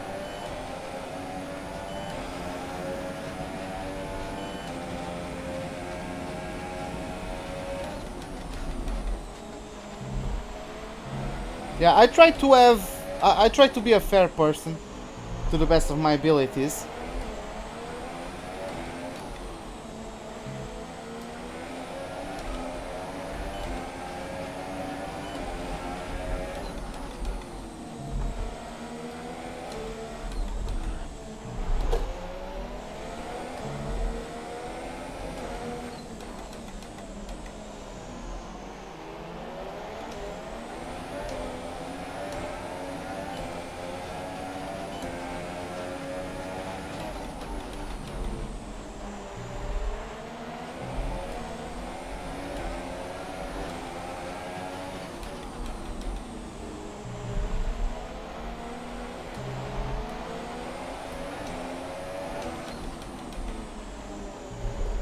Can I do a lap without the racing line? Not at this track. At Canada, for example, I can.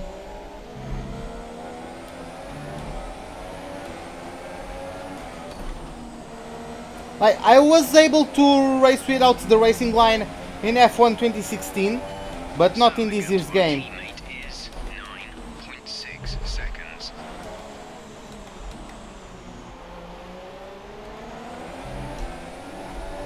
Whoo!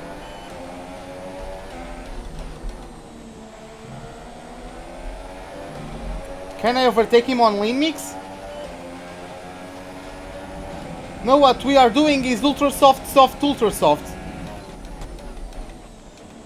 I think Ricardo hit me. Try shifting up the gears a little sooner. This should help us save some fuel.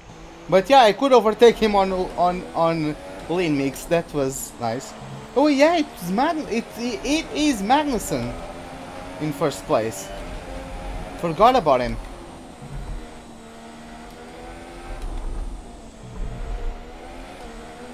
I don't know why, but Magnussen can really take the softest of tires for like in this case it's the ultra softs.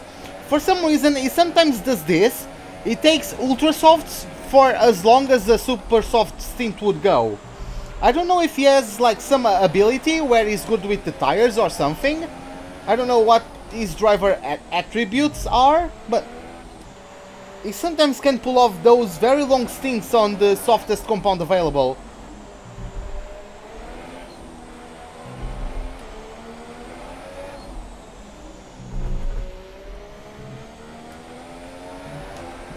Oh, but he has pitted now, okay, so maybe it just had better tire wear in this race. But yeah, man, sometimes it just goes very long on the softest compound.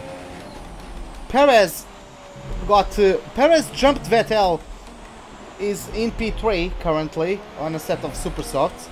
They actually jumped Ricciardo, they are battling, and yeah, Perez got Ricciardo.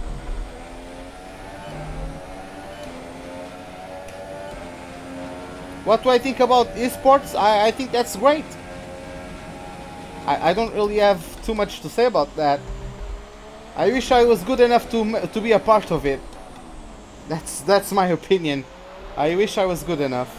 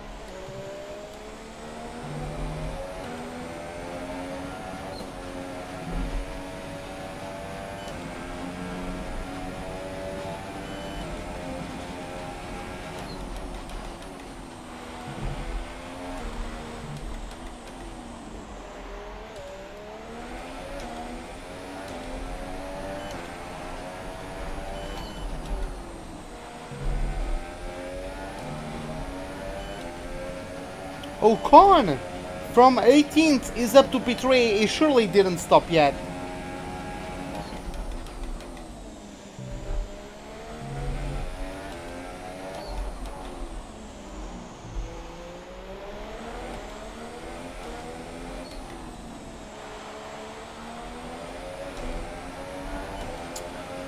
Underfueling is better in my opinion. It depends on the track. Like if I'm at Monza, I'm always going to overfuel because I need to run rich mix for a long time.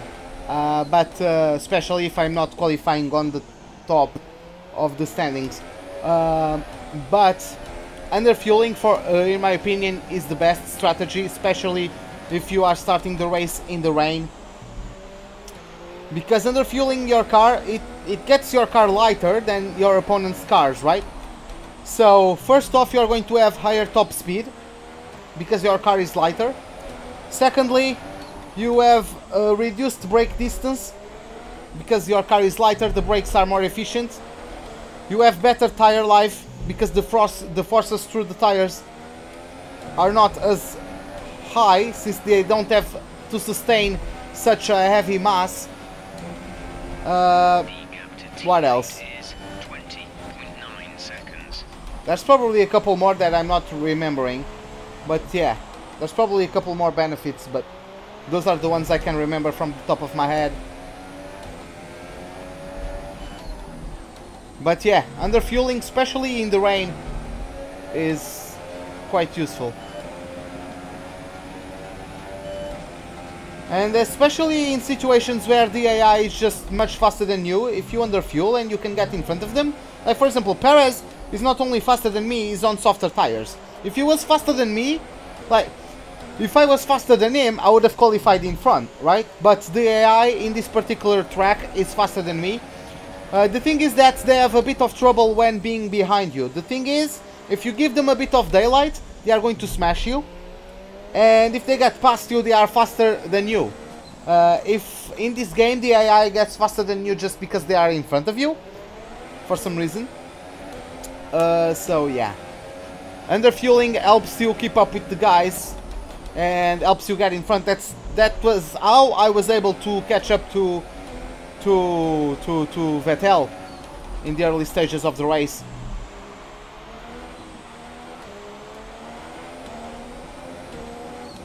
And fortunately the Ferrari, you need to be careful though, because of course the amount by which you can underfuel depends on the efficiency of the fuel usage of your car.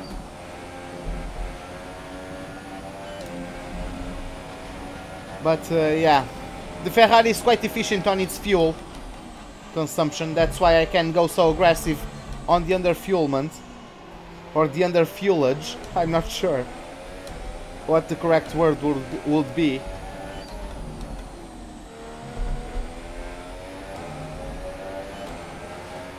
Like, there's a reason why Perez can't overtake me even with DRS. There's a reason why I overtook Ricciardo on lean mix. Yeah, I had DRS and I had the slipstream, but I'm on lean mix. Like,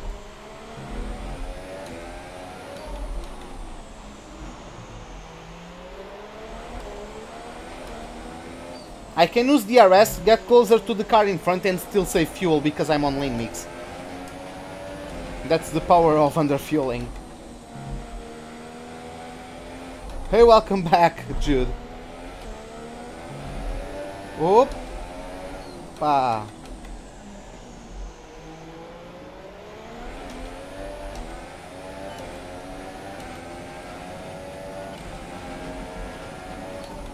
Almost pulled off a Felipe Massa there. Even though Massa had Bruno Senna, I think, on his right side. And he was much closer to the wall and also on the braking zone. I lost the rear at the exit of the track of the corner before the hairpin. Massa lost the car at the braking zone for the hairpin.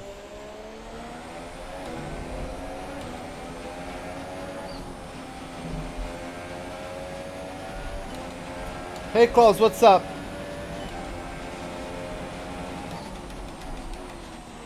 Oh, sorry about that cut.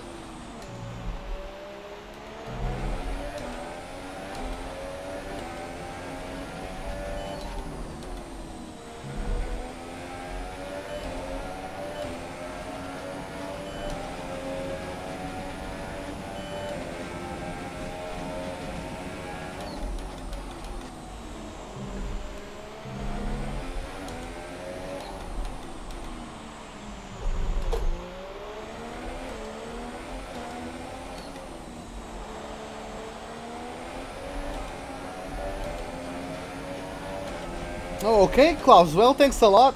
Glad you enjoy it. I'm a 22-year-old from Portugal. And yeah, man, I have fun doing these. And if you guys have fun watching, then yeah, it's great for both of us, right? I really enjoy doing this. And I would be doing this, like, anyways. Every single day I would come home from work and race 100% races. Every single practice qualifying and the race session done. So that's just the way I play the game.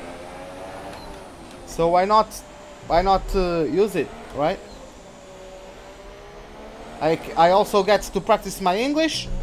I also get to connect with people that like motorsports as much as I do. So yeah, this is why I do it.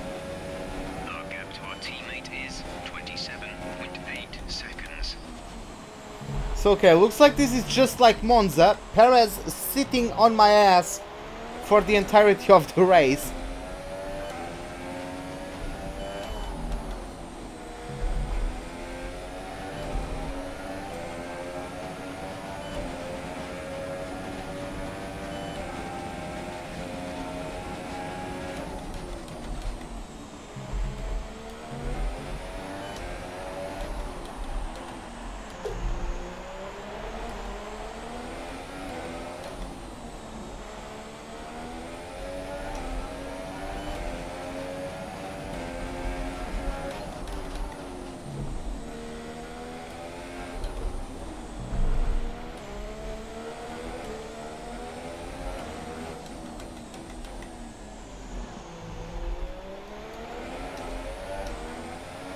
Well, I try to do live streams every single day, and I can't compare myself to Arav or Ben, because their kind of content is completely different.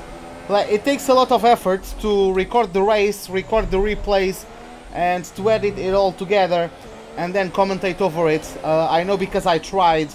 My F1 2016 season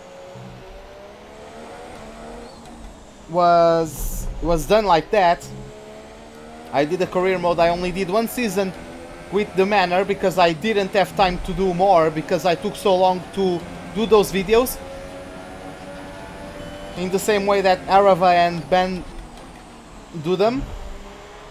And yeah, it's very hard. It takes actually lots of time. Even though I enjoy live streaming more, I can't negate the amount of time and effort that's put into a single video from Arava or Tiamat Marduk. Ocon has just set the fastest lap of the race. Like, I don't know, maybe I could be up there with them by now if I was able to start when I wanted to start YouTube back in 2010. But I couldn't afford the equipment, and my grandparents couldn't afford me the equipment as well. I live with my grandparents, so yeah, I couldn't start YouTube. I had to wait until I got a job.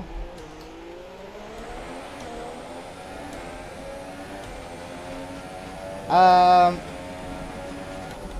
would suggest getting a gaming PC, because then you can get more, you can experience more games at a better quality, not just F1. You can even get into iRacing if you desire later down the road.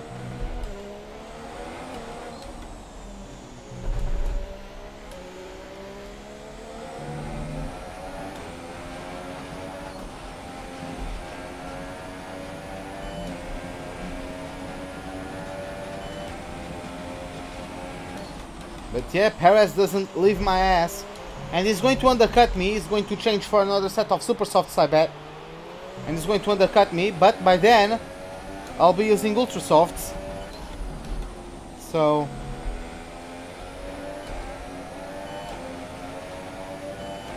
Ocon fastest so far.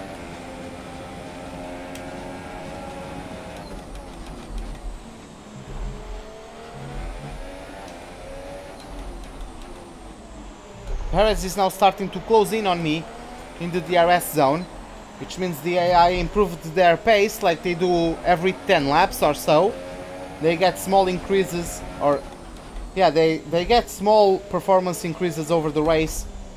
We get those as well, but they are not as big. That's why I'm pulverizing people in the first like 15 laps, and then for the remaining of the race I have Perez on my ass. And I can't pull away from him despite having less 5.4 laps of fuel than what's required to finish the race. So my car is extremely light.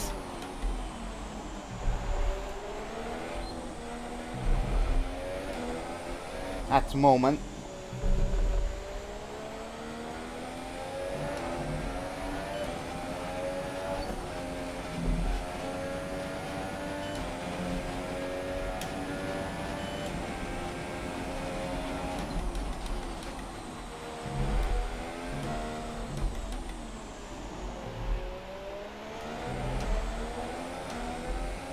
Well, I can't drive with the other views.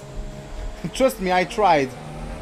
By the way, I'm going to show you guys the assists I use. The only assist I use is the racing line, and in terms of the race settings, Ultimate AI 105 AI is what I use.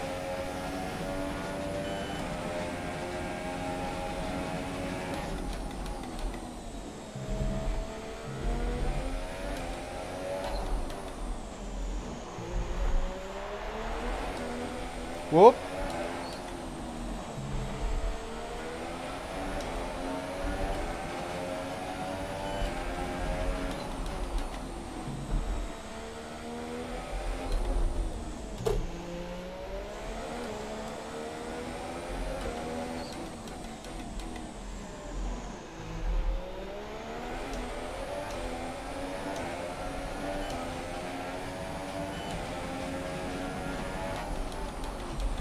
I can't believe Vettel bottled it once again. He's down to P4.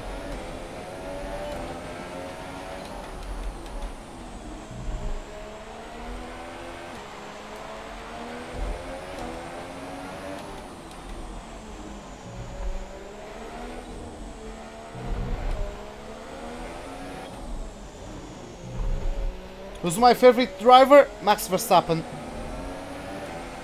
And my favorite team is Red Bull. The thing is, a distinction that I like to make is that I'm not a fan of Verstappen and I'm not a fan of Red Bull.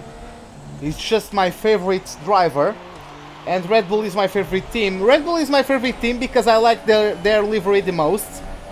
Basically, that's because of that. And I like Verstappen because he's aggressive. He's what an F1 driver is supposed to be. Is what an F1 driver is supposed to be. Like, in this day and age of F1, you are supposed to conserve the engine, you are supposed to conserve the tires, you are supposed to conserve your goddamn mother. Like, you get on a conservative mindset. You don't go for maneuvers, you don't push as hard as you could. Like, F1 is becoming more and more a management contest instead of a race. So you get stuck on that conservative mindset. That's why people complain about Verstappen. Verstappen didn't do anything. Verstappen got stuck in the middle of Raikkonen and Vettel. Like, Verstappen didn't do anything. Yeah, the first contact was between Raikkonen and Verstappen, but that's irrelevant. Like, there was no space. Verstappen got both of his front wings stuck between the tires of the Ferraris. Even if he hit the brakes, the rear tires of the Ferraris will just collide with the front tires of Verstappen. Like, who made the initial contact is irrelevant. The fact is that Vettel squeezed Verstappen into Raikkonen, and it's not a bad maneuver from Vettel because everyone squeezes whoever is in second place into turn 1. Like, everyone squeezes. How many times have Hamilton squeezed Rosberg? How many times have Vettel squeezed Hamilton, and vice versa, and whatever? right? That's a standard maneuver. The thing is that, of course, there was no way Vettel could have expected Raikkonen to have such good of a start. That's why that incident happened, because Vettel didn't have the information that Raikkonen got such a good start, nor was he expecting it. Whoever made the first contact, like, if I'll pause to give you a better example. If I punch you in the face, it doesn't matter which finger touches your face first. I still punched you in the face.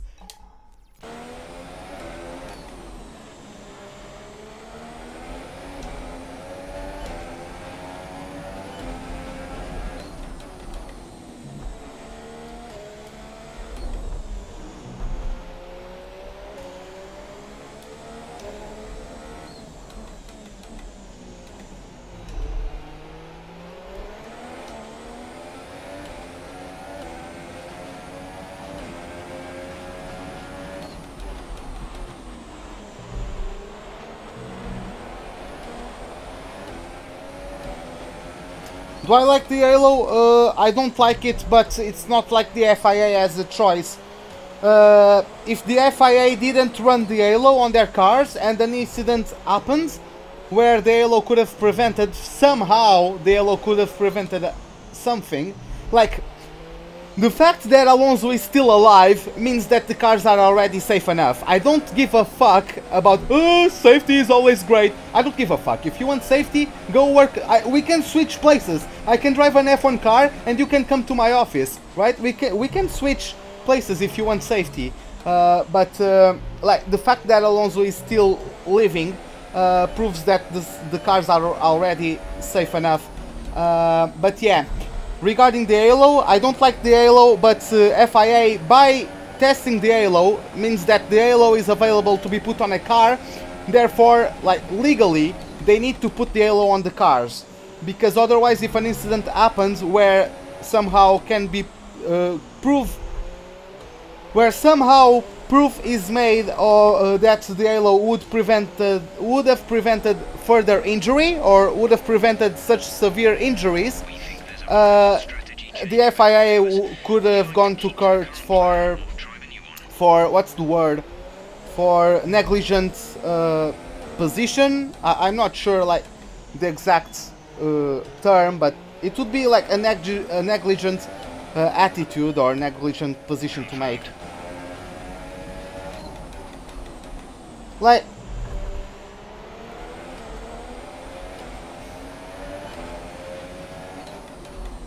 the halo wouldn't have prevented Senna's death. Like, yeah, he got with the suspension spring on the head, because of course when he collided, the suspension got like stuck between the chassis and the tire and then got released at a very high speed. But just the impact alone is enough to kill a man. Like, Tamburello is taken at such a high speed, and the cars were not as safe back then. So just the crash itself, just the impact on the wall, is enough to kill a man. Like, I can fall down the stairs and die. I can hit my head. Like, I can trip. I can go down the road and trip and fall and die. Let alone crashing at like 280 kilometers per hour, right? But I also didn't think the halo would have prevented Senna's death. But if it did, the impact alone.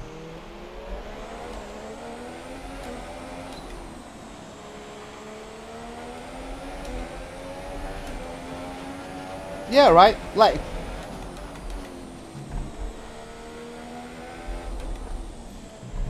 the thing is that when they started testing the halo, they were basically obligated to put the halo in.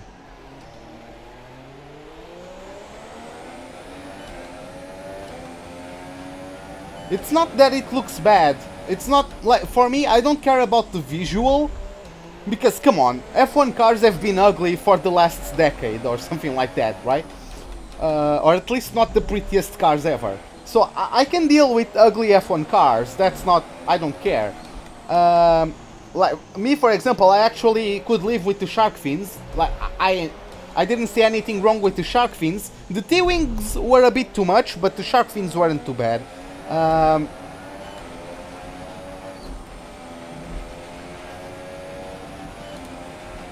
No, I don't think Massa would be aggressive still, because for me, it doesn't matter whatever you put in front of him. Like that kind of incident changes a person. Have you ever seen the movie Rush? Like Niki Lauda retired. Like if Niki Lauda didn't have that incident at Germany, he would have never retired, or would have never retired from Fuji. But that kind of incidents changes a person's life, changes their perspective. I think Massa was never the same after that incident.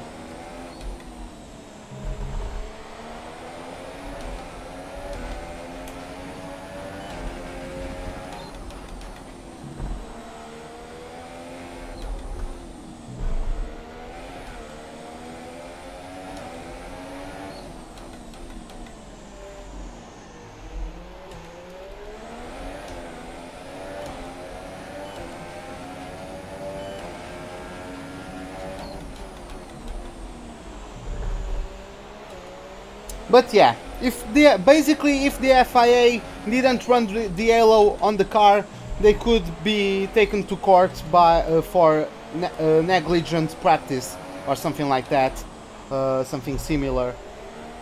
So yeah, they basically had to put the halo in the cars at that point. Like if the device exists, you have to put it.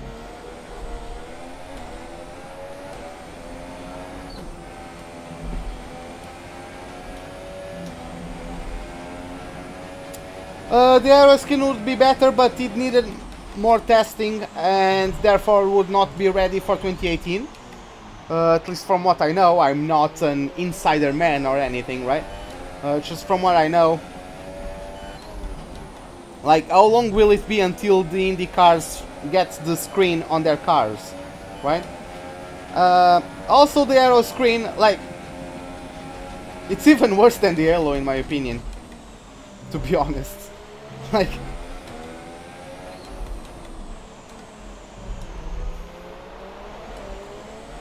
I just don't care, man. It's an open cockpit car, whatever.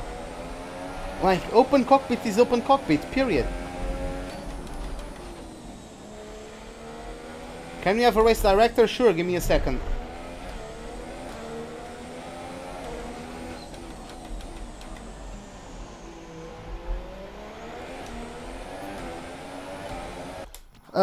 So, let's see. Will I buy F1 2018? The F1 series is the only game I'm quite against it. And call me an hypocrite, whatever, I'm not perfect. But the F1 series is the one game I pre-order. Yeah, so we have me leading the race, followed... sorry. We have me leading... how do I go down? Yeah, it's that way. So I'm followed by Perez, then Ocon in P3, Vettel P4, Hamilton P5, Grosjean in P6, followed by Bottas, then we have Ricciardo P8, K-Mac P9, and Alonso in P10. Then we have Hülkenberg in P11, followed by his teammate Palmer in 12th, Stroll in 13th, but looks like he's going side by side with Max Verstappen for 13th place. Yeah, Verstappen just came out of the pits, so I'm not sure who's going... It's going to be probably... be Verstappen getting away with the position, but whatever. We have Kvyat in 15. Then we have Verline P16, if I can see that correctly. Massa is just coming out of the pits.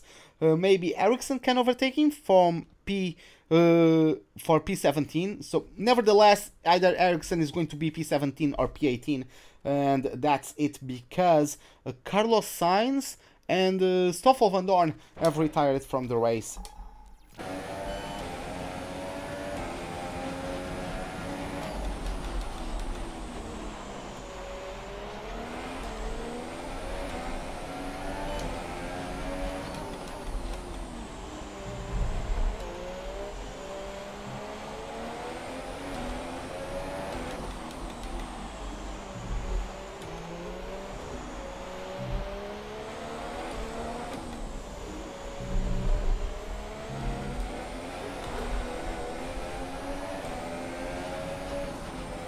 Are there many Portuguese people in F1? Maybe some engineers or something, but I don't know of anyone.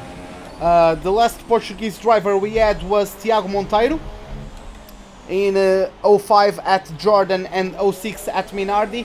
He's the only Portuguese driver to ever get a podium in F1 because of course the 05 USA Grand Prix. If you guys don't know about that race, go look it up, it's probably on YouTube. But that was the race when only 6 cars started for the race. It was both Ferraris, both Jordans and both Minardis. What the fuck, man? Did I lose the rear or did I just got knocked by... like... Yeah, I got touched by Perez. Like, fucking hell, man. What about fans? There would be more if we had a Portuguese Grand Prix. But yeah, like, motorsport has a huge community in Portugal. But like in Portugal we are mostly rally fans because of course we have a long tradition of rally in Portugal, and yeah, we just have a long tradition of rally in Portugal.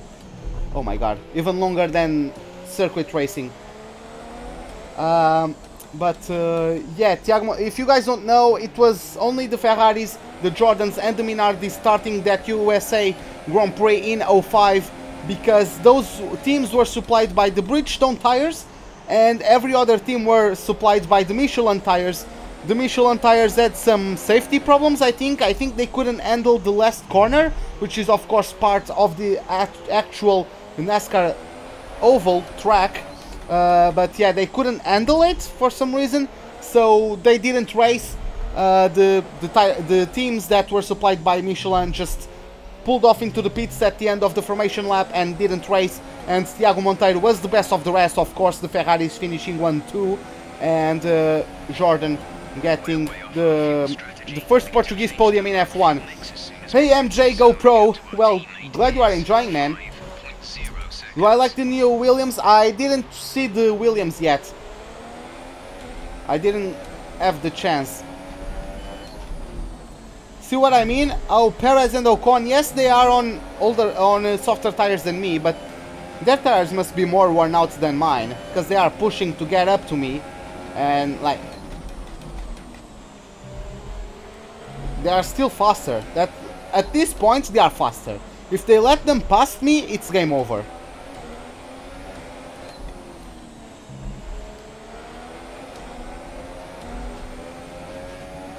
Did I see? No, I didn't see that, MK. The new WRC game is quite cool. I don't play WRC games since WRC 4 for the PlayStation 2. I'm not too much into rally anymore. I used to be a huge fan of it. I'm not into it anymore. Like since I found F1, I just, yeah, it's just a sport I love. Rallying is cool, but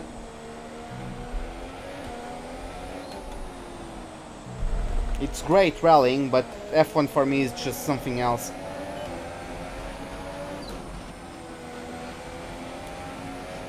To stop, I was actually advised by Jeff to not pit stop until the end of the race. So I can actually take these tires until the end. And if a safety car happens, then I'll change tires. But until then, I can just stay put.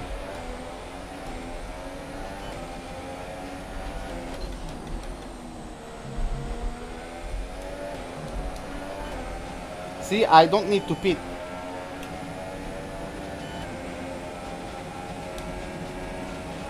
No problem, Klaus. I probably missed the first message or something.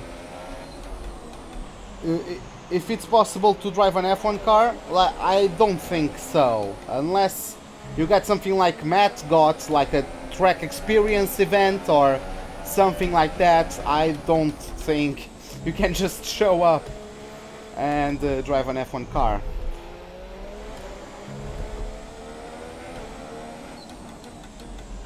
No, but I mean, come on guys, don't be like that. Like Stroll, like Palmer was an F2 champion. Stroll is better than Palmer. I mean, Palmer was an F2 champion, and Stroller is better than Palmer in my opinion.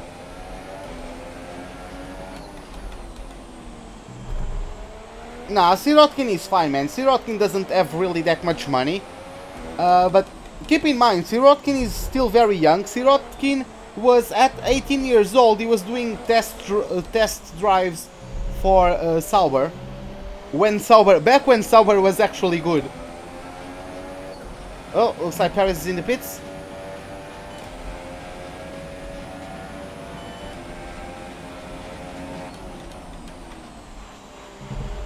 Yeah, it would be great to one day be able to do it, but I don't know. Maybe you can get a ride on one, like, I'm not sure. But maybe if you buy like the F1 experience package when if you are going to any Grand Prix live, maybe there's something for you there, but I have no idea. Do I like the new Haas? Yes, I do like it. It does look quite a lot like the 2016 Haas livery, but it looks cleaner than the 2016 one, so I enjoy it. Well, Ocon is going to try to take advantage of that. I'm going to say no, thank you very much. And someone is going to DNF. Yep, Ocon just DNF'd. Okay, clear. Ocon turned up the engine trying to overtake me, and his engine blew up. Back to 1-2 for Ferrari.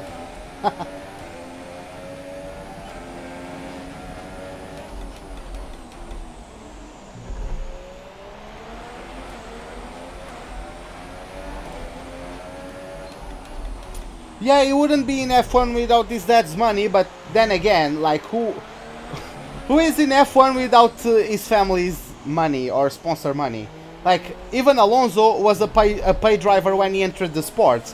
To get into the sport, you can be the next Ayrton Senna. You need money to get into F1.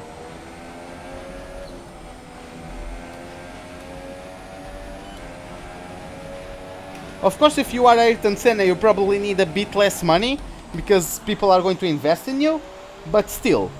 Like, Lewis didn't have money, but Lewis was picked up from a very young age by the Mercedes program, or the McLaren program, or whatever, and like, the McLaren team themselves knew that he was going to be an F1 driver, so they supported his development. If you don't get into one of those programs, you need money, even if you are Ayrton Senna.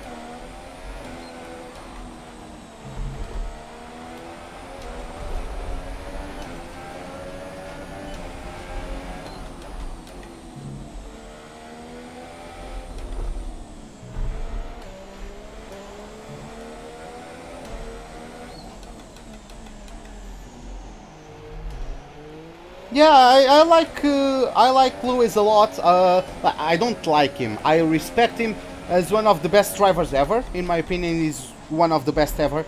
But in my opinion, he's one of the best ever.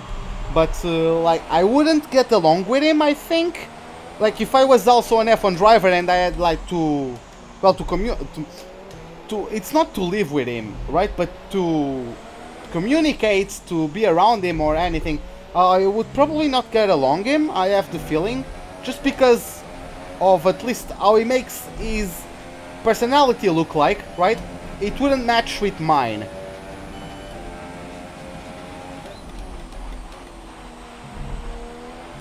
Well, my dream is to meet everyone who is a hard worker, whether it be Cristiano Ronaldo, whether it be Hamilton, whether it be LeBron James, Stephen Curry.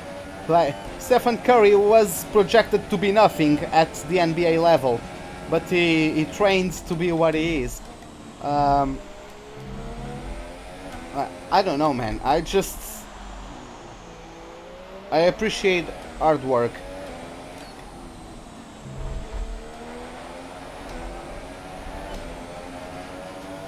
Yeah, Pascal, something's wrong with him. Like, there's no way someone of his skill is not getting a seat in F1.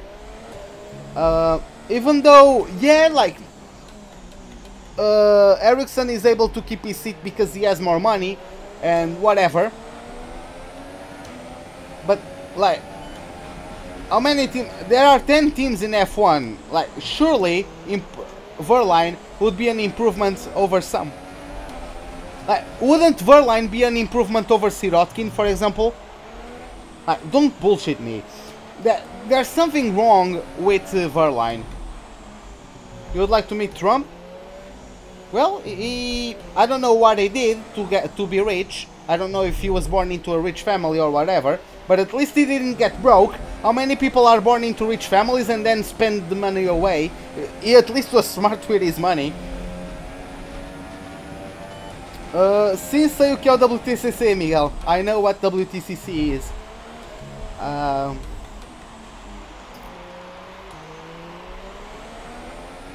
Yeah, apparently Verline has an attitude, like, I don't know, of course, that's all behind the scenes stuff, but that's something, there's definitely something wrong with Verline, because there's no way he's not picked over Sirotkin, for example.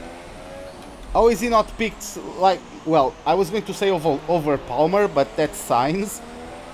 Even Sainz, like, I think we can make a case that Verline is at least as good as Sainz, and I rate Sainz pretty high.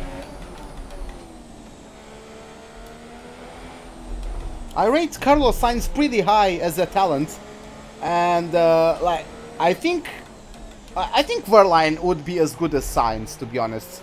He never had the chance to show it, right? But I think Verline is at least as good as Sainz, in my opinion. Isn't WTCC now? Is that not the name anymore? Interesting.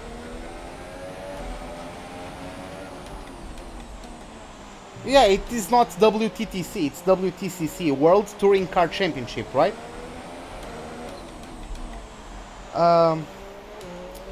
Yeah, Ericsson has Swedish bankers behind him, but like... And Leclerc has Ferrari backing, but... I'm not talking about Sauber, I'm talking about the entire pack. Like... Really, Verline can fit no team. Are you joking me?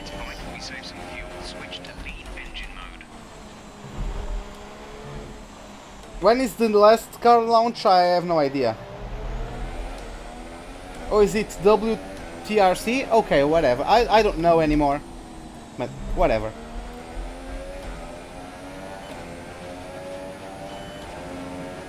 I would like, well, that would be nice one day. By the way, I saw someone asking me, I'm sorry, I missed your, like, I was speaking about something, but now I remembered someone commented asking me if I ever went to a Grand Prix. No, I didn't. I think it was Niels. I'm sorry, man, I didn't get around to answer your question. If you are still around, I apologize for that, but no, I was never able to attend a Grand Prix. When will be the one pit stop? I already made it. I pitted at lap 9 from ultra softs to softs, and I'm going to take this to the end unless a safety car is deployed. Oh, is that it? I didn't know about that, Aaron. I actually didn't.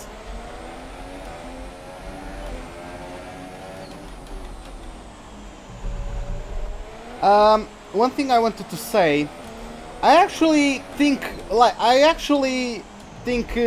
Maldonado was underrated. Cause like, there's no easy thing to do beating Alonso the way he did on that Spanish Grand Prix. The conclusion I come to after that performance, it's just that I think Maldonado is actually a very quick driver with poor racecraft. He just can't handle being down on the middle of the pack. Right? He's like a semi-decent online racer in F1, but he can stay, like, he's fairly quick, but it doesn't really, like, he can't handle being in the middle of the pack. He just doesn't, like, he loses his nerve, or forces an overtaking maneuver because he gets impatient, or something, right? But for me, Maldonado was a very quick driver with poor racecraft, and that's it. Oh, is it WTCR now? Well, of course my favorite is Thiago Monteiro as well.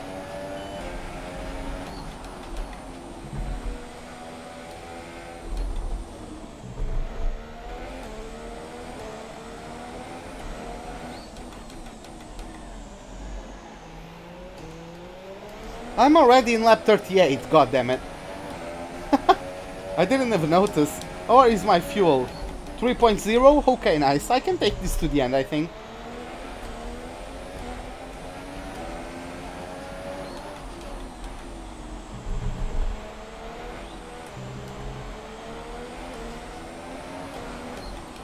Like, I didn't say, I mean, I had lots of practice.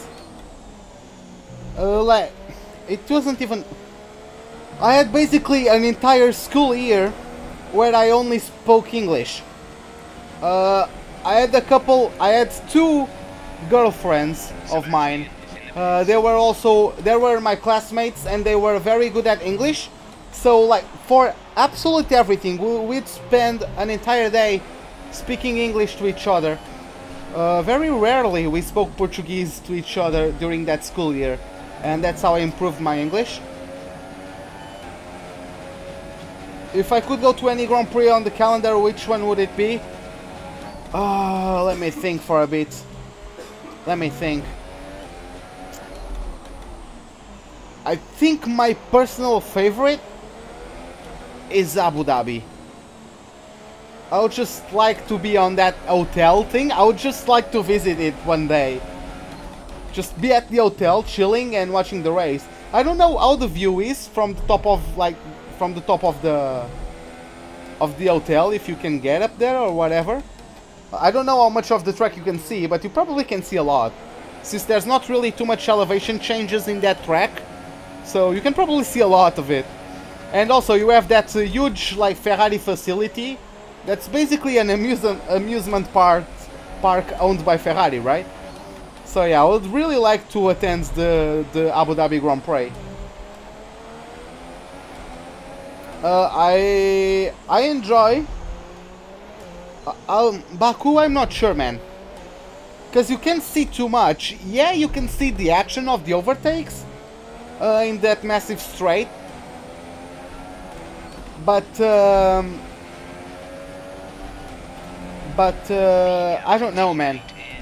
I'm not sure. Yeah, like after Abu Dhabi, probably Canada. But I'm not sure if I would sit in the last chicane area or if I would sit on the hairpin. I'm not too sure where I would sit from those two places. And then Monza. Monza is top 3 for sure. Like just sitting right in front of the podium, just across from the podium, right? That would be awesome.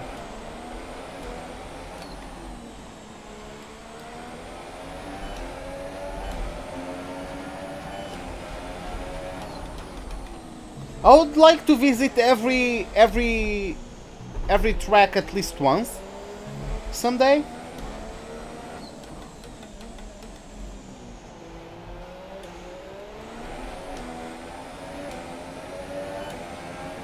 How much did I underfuel my car? I underfueled my car by -7 laps at the start of the race. I had -7 laps.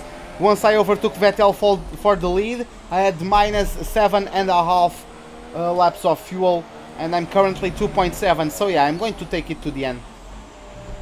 These tires are also going to last to the end. I can even use rich mix because I can, in the tighter sequences of corners, I can use lean mix, so it doesn't matter really. I can defend, I can use rich mix. I have a very good straight line speed. Belgium would be great. Yeah, Spa. I forgot about that. Yeah, that's a great one to go to, or that would be a great one to go to.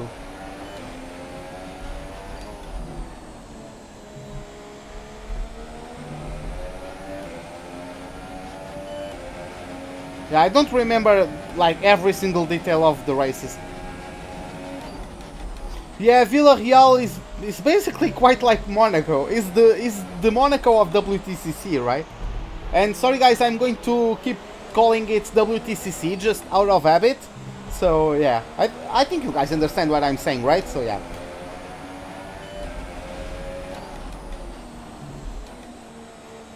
Oh, there's a Joker lap now?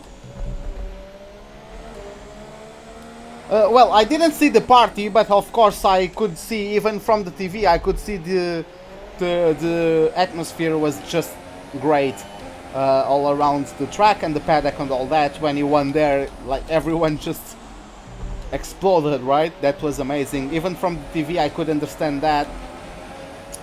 Apparently Spa is good for entertainment, Silverstone for the peace up. What is the peace up? I don't know what that means. Austria for the view of the circuit and Mexico for that. Oh yeah, man, the stadium sector. Oh yeah, yeah, that's a must go. That's a must go. The stadium section of Mexico, that's a must go. That's a freaking, that's a must freaking go.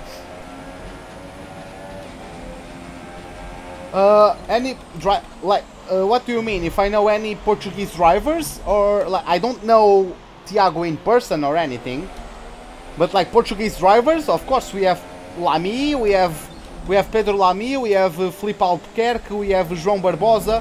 Actually, Albuquerque and Barbosa, alongside Fittipaldi, just won the 24 hours of Daytona. Was it 24? I think it was 24 hours of Daytona, right?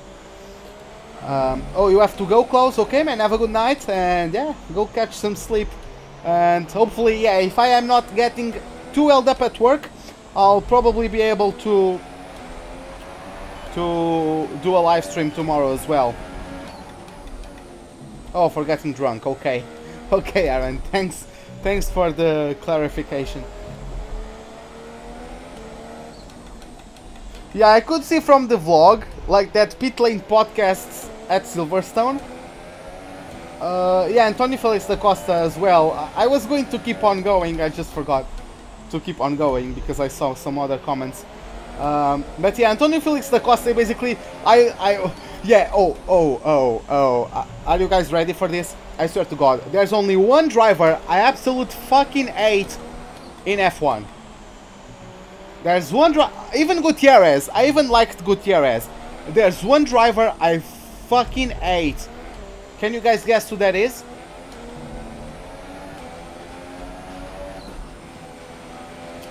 Oh, okay, well, I know Benani, I know Uff, I know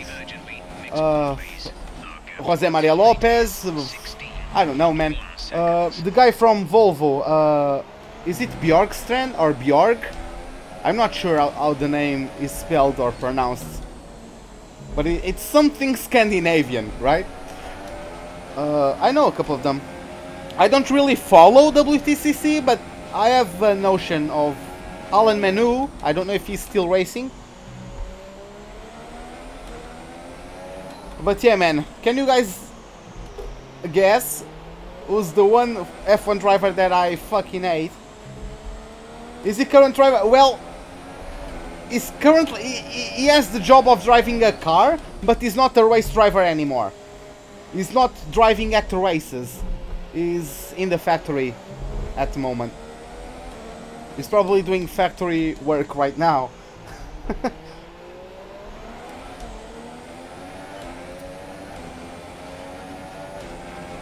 But yeah, well, I'm going to tell you guys, until the end of last season, like up until 2017, he's a driver. Like, he still is a driver. It's like, no, not Di Resta. Di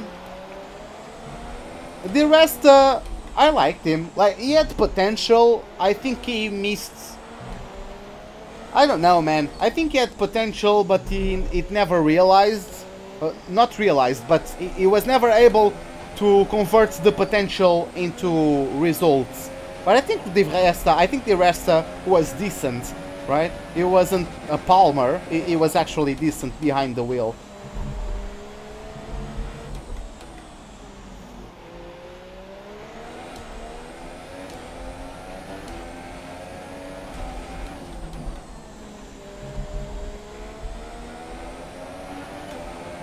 And Di Resta is not driving anymore. Like, he got an emergency call up to Williams, but he's actually like not a reporter, but he's working with Channel 4 or whatever now, right? So, or is it Sky? I don't know. But yeah, guys, the driver I just freaking despise is... No, not Button. No, man, I despise fucking Kvyat, man. Fucking Kvyat. Do you know why Kvyat got the F1 seat instead of Antonio? Oh, okay. Yeah, I'm just talking too much. Do you know why Kvyat got the F1 seat instead of Antonio Felix da Costa?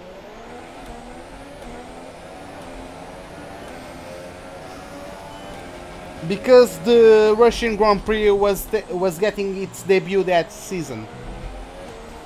That's the only reason. And also because Felix da Costa didn't win Macau.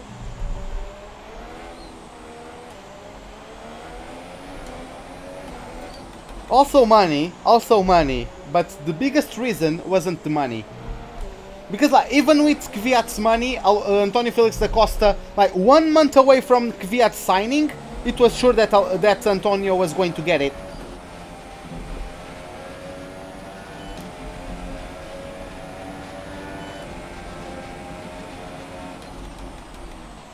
So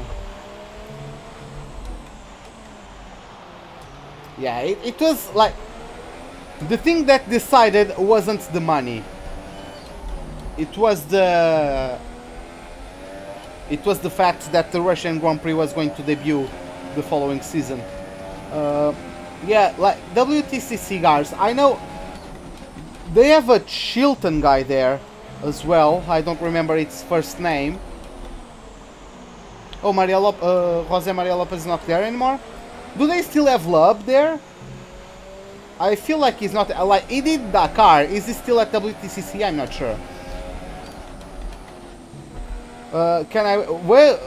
Oliver, welcome to the live stream. And what's your brother's name, Oliver? Is it Max as well? It's not the Max that was in F1, right? Or was that guy not called Max? Wasn't it Max Chilton, the guy who was in F1?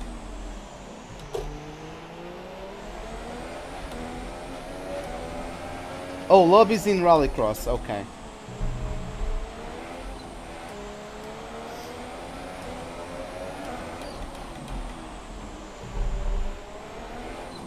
Oh, Ben, well, happy birthday, Ben! Oh my god. Okay. Guys, I'm sorry, I'll keep I'm just...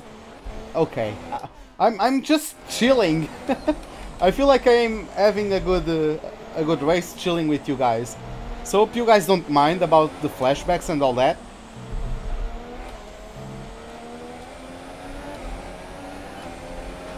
But yeah, man, hope you have a good day, man.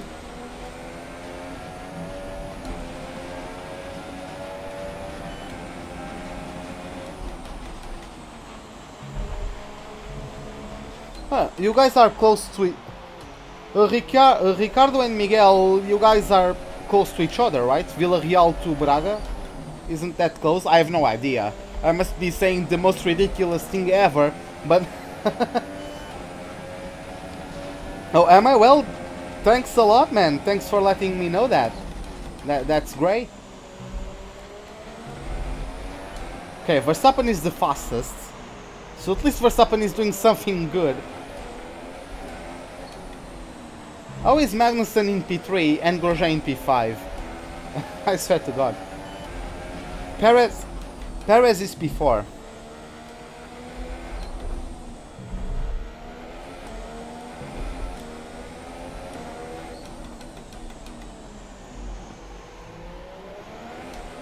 I don't know how I've been this long, still in first place, driving and speaking to you guys. I don't remember the laps I've done. I don't remember the laps. I don't even remember making the corners. Like, this last lap, I don't remember the first sector. I have no idea. Well, I know it's north, but I don't know if it's close or not.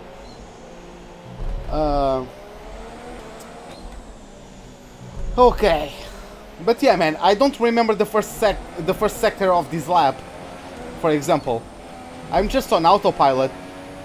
That's probably why I've been so good on the fuel and on the tires. Look at the tires! Wow! I'm smooth as fuck. Look at that.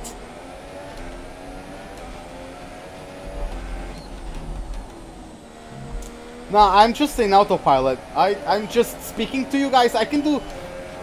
I don't know how I'm making the corners, because I'm not... Like... This is why I do 100% races. I get in the zone, basically. Like, I get in muscle memory. And yeah, once the lap is in my muscle memory, it's... it's nice.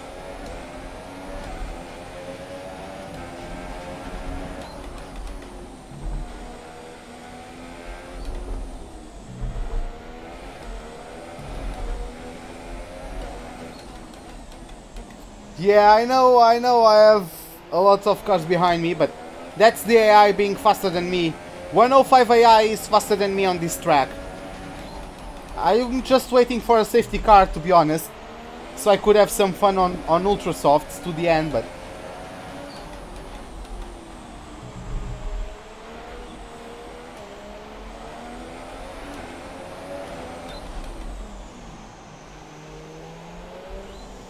I'm blowing them away. I'm not really... I'm not sure if I'm blowing them away. Because every single race, like, go take a look at the... When was the last time I just blew out the AI? Like, this time I have a train of cars behind me. I can easily, if I spin, I can go from first to fifth quite easily. Or even below. Italy, I had Perez behind me the entire race. Spa... I was dealing with... Spa, I got the gap, but that was probably because of strategy, because I was on softer tires than the cars behind, so I was able to pull away. I was also underfueled, that also helped, but I was battling the car the entire way. I could have easily spun and lost the lead. What was before Spa? Hungary? Okay, Hungary... I don't remember Hungary. How was Hungary? Did I blow them out at Hungary? Probably. Probably it was the only... No, I didn't blow them out at Hungary because I had a battle with Vettel at last. See what I told you guys about giving daylight to the AI? That maneuver from Perez was just awesome.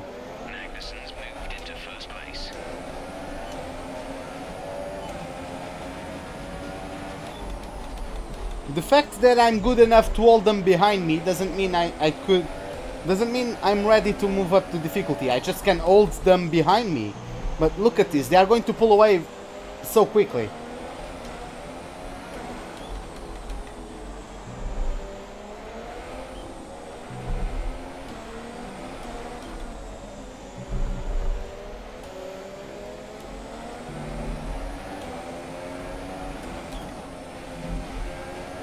Oh yeah. Oh, I'd love to go to Toronto, man. I'm a huge fan of ice hockey. So yeah, like Toronto would be the best place ever for me.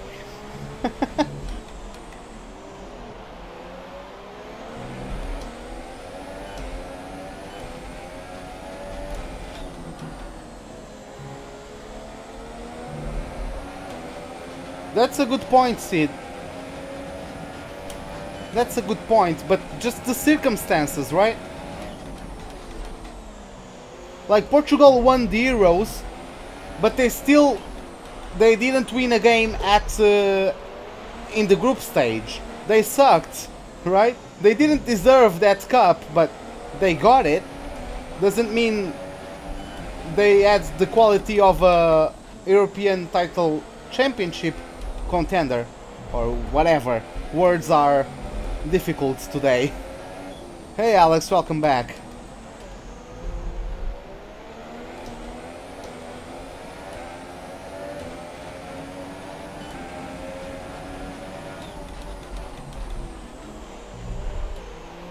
I just have high-speed focused setups, therefore they can't overtake me in a... Like, look at where Magnussen overtook me. He overtook me on better traction. He didn't overtake me on the DRS zone.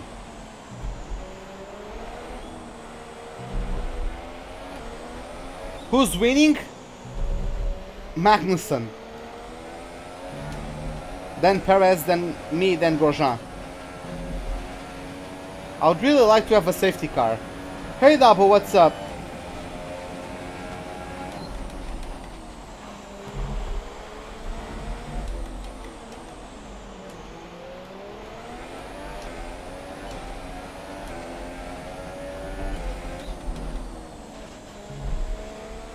Bit late for you. Well, 11 laps to go and I'm holding up a huge train behind me. So I can still drop down the field a bit more.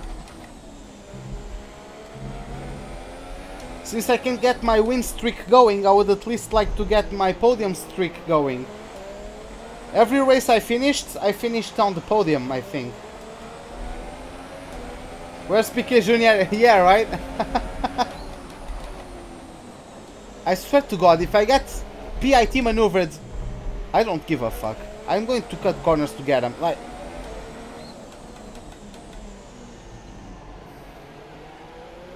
but yeah, man, where is Piquet Jr. when you need him?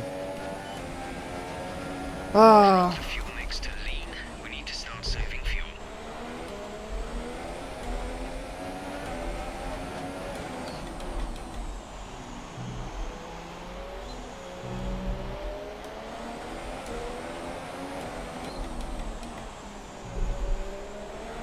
Yeah, that was probably great to see, Ricardo.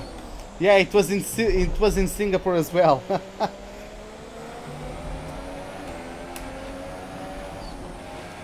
Maybe Wilkenberg or Palmer could do me a favor. We got 3 DNF. What? Who DNF'd last? Like, I don't remember. It was Sainz and Van Dorn. I don't remember who else DNF'd. Oh, it was Ocon. Yeah, he was battling with me and he DNF'd. But still, 3 retirements, 0 safety cars. I swear to God, if we are going to get a safety car that helps me out, you don't get it. You just don't get it. It's Singapore. Like, a leaf from a tree on the track should be a safety car, let alone a freaking car parked.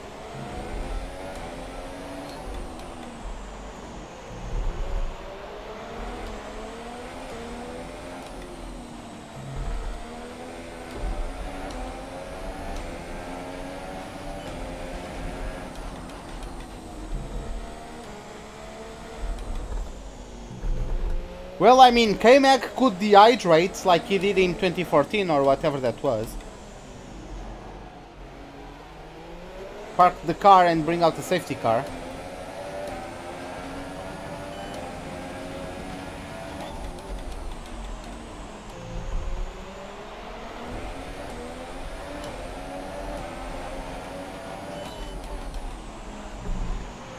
Nope. Piss off. Go stick your baguette in some other guys inside.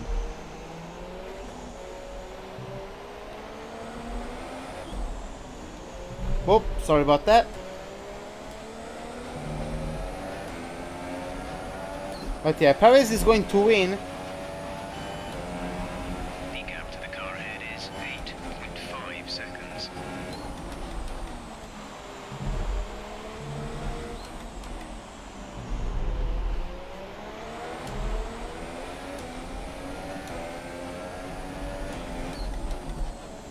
But yeah, man, the ice hockey team I support is Tampa Bay. But yeah, like the second, like if I was going to support someone apart from Tampa, it would be Toronto. They are just exciting to watch, man. Especially now that game between Tampa and Toronto earlier this week. Wow.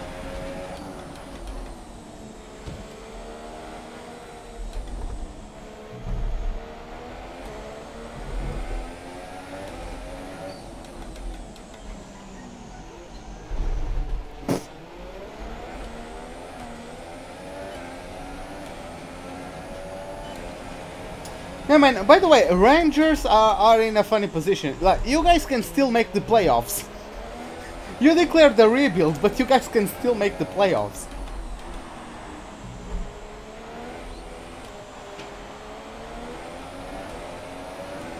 Like, I mean, you guys just have to find a way to get Lundqvist 10 years younger, right? Like, but it's possible.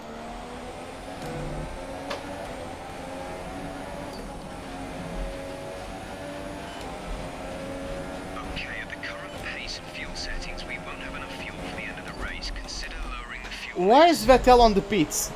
Why should I go to lean mix? I'm at 0.89 laps of fuel. Well, minus. Sebastian is in the pits. Why is Sebastian in the pits? What the fuck has he done? I swear to God, man.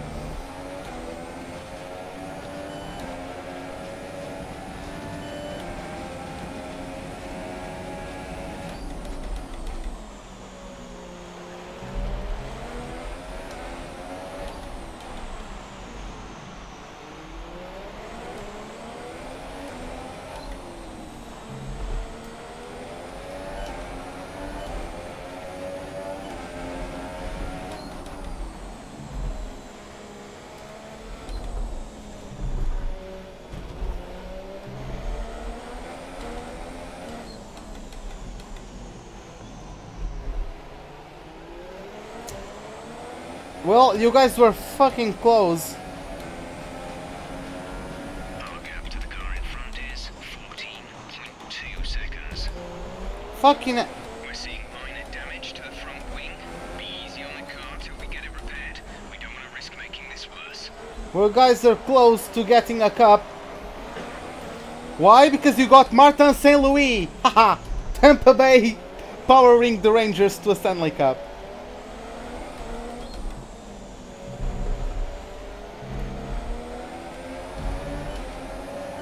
Okay, take it easy on the car. We can't sustain this level of damage. No! I refuse!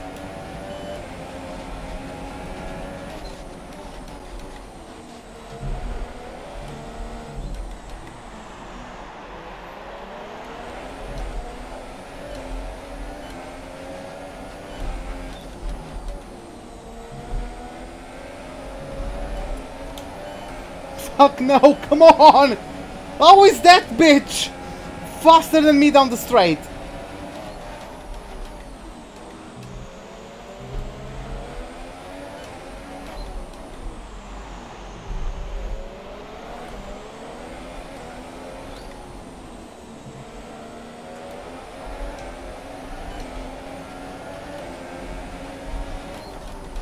I just need to get in front of him. If I can pull it off, I can go down to lean mix and recover the fuel, but I just want to get myself past him.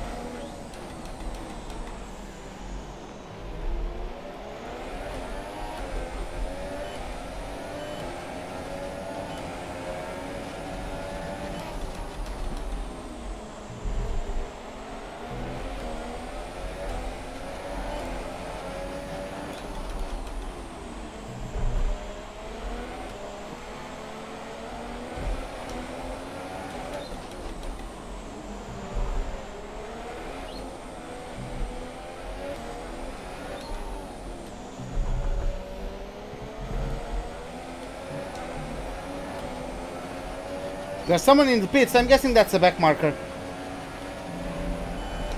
Magnussen's taken the lead. Oh, it's Perez in the... I'm back in the podium, boys. It's going to be a 1-2 for Haas. It's going to be a 1-2 for Haas, boys. We have 5 laps of fuel remaining.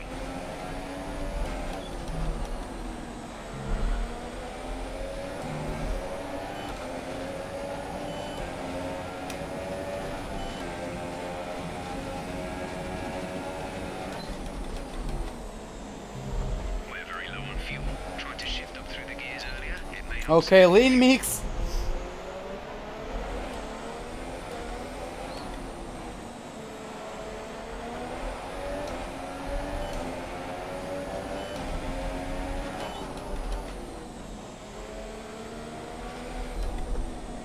Nah, Hamilton, I'm not Vettel. You don't get me triggered. Like...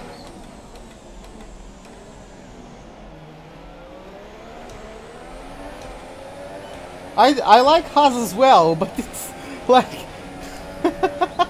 out of all the tracks where they could have done well.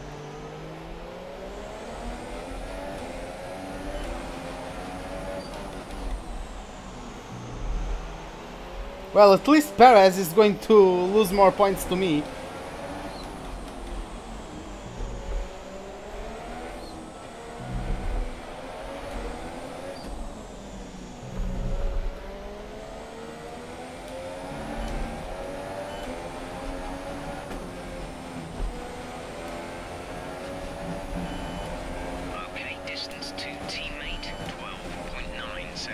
This front wing damage is ruining... Oh my god, sorry. This front wing damage is ruining my life.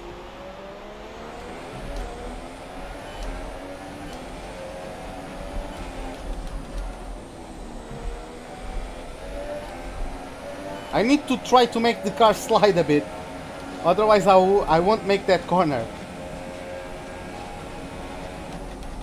With the broken front wing I got about a better exit than Hamilton. Nice.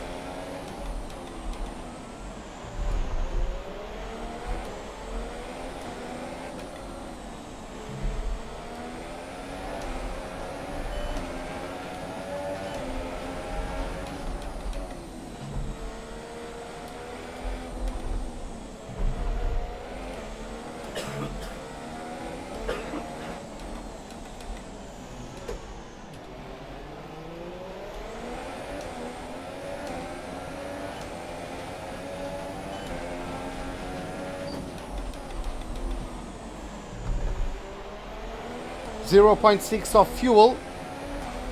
5 laps to go, boys.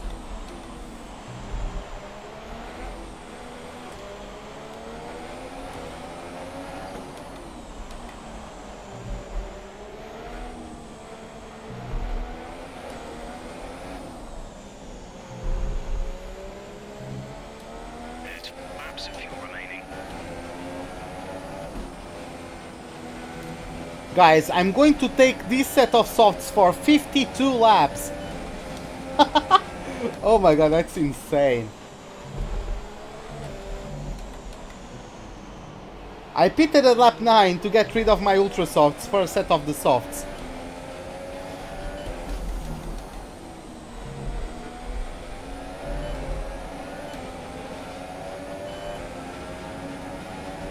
Oh, yeah. That would be a nice stay at Canada, right?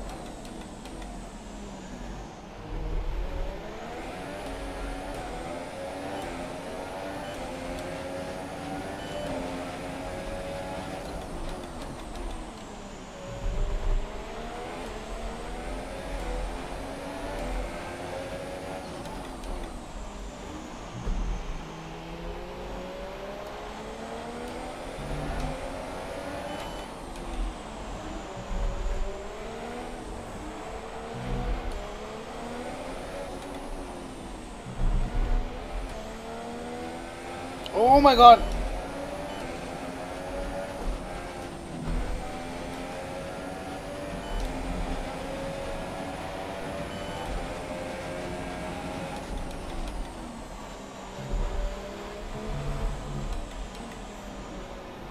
We are going to fail the target once again.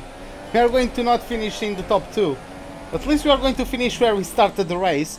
We started the race in 3rd, we are going to finish it in 3rd. And that was a very poor corner. Why did I make it in 5th gear? In 5th gear? Sorry, English is a difficult language. Okay, gap ahead is 6.7 seconds. Here comes Hamilton, doing Hamilton stuff. Just Hamilton things, right?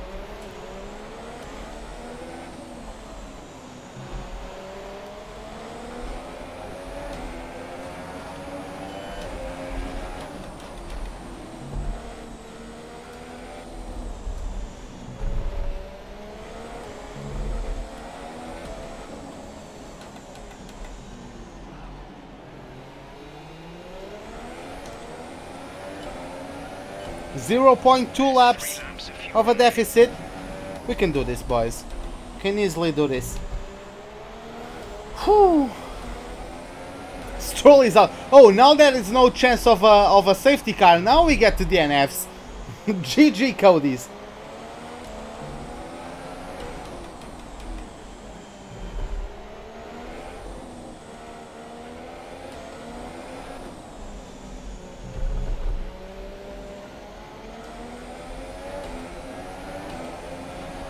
And look at where he's parked. Freaking turn 4. Our gap to first place is 31.5 seconds.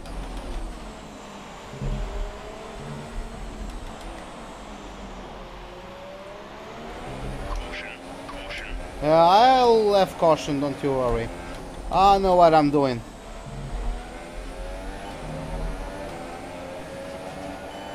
Green flag.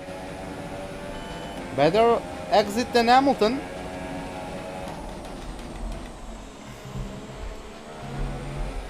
"50 laps old soft tires." This is the 50th lap on this set of softs. How are they? God damn it.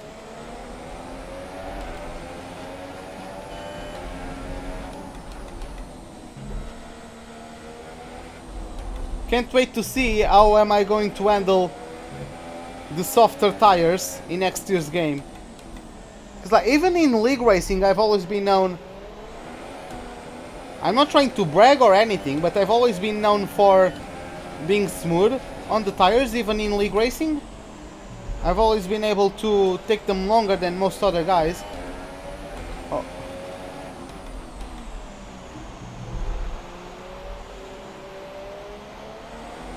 We've only got 2 laps of fuel left.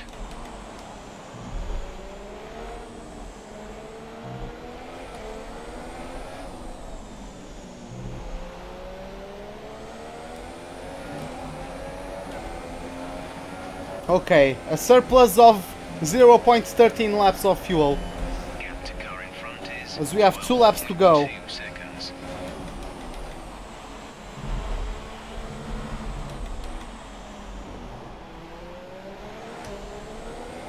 Look at the train behind me, god damn it.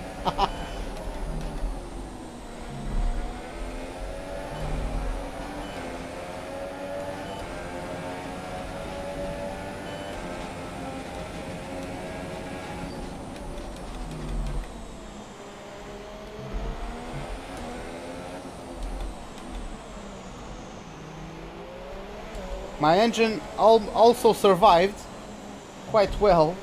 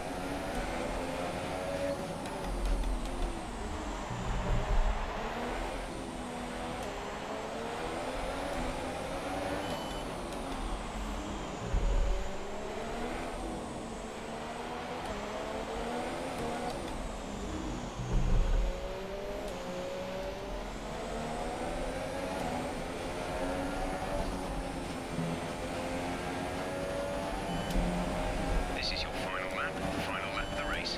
Okay boys, this is it. 50-second lap on this set of softs.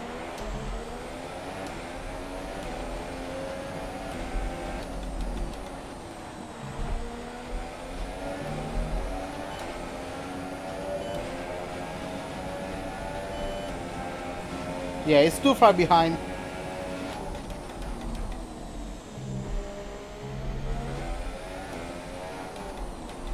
I need to be careful with the exit of turn 7, which is the upcoming left-hander.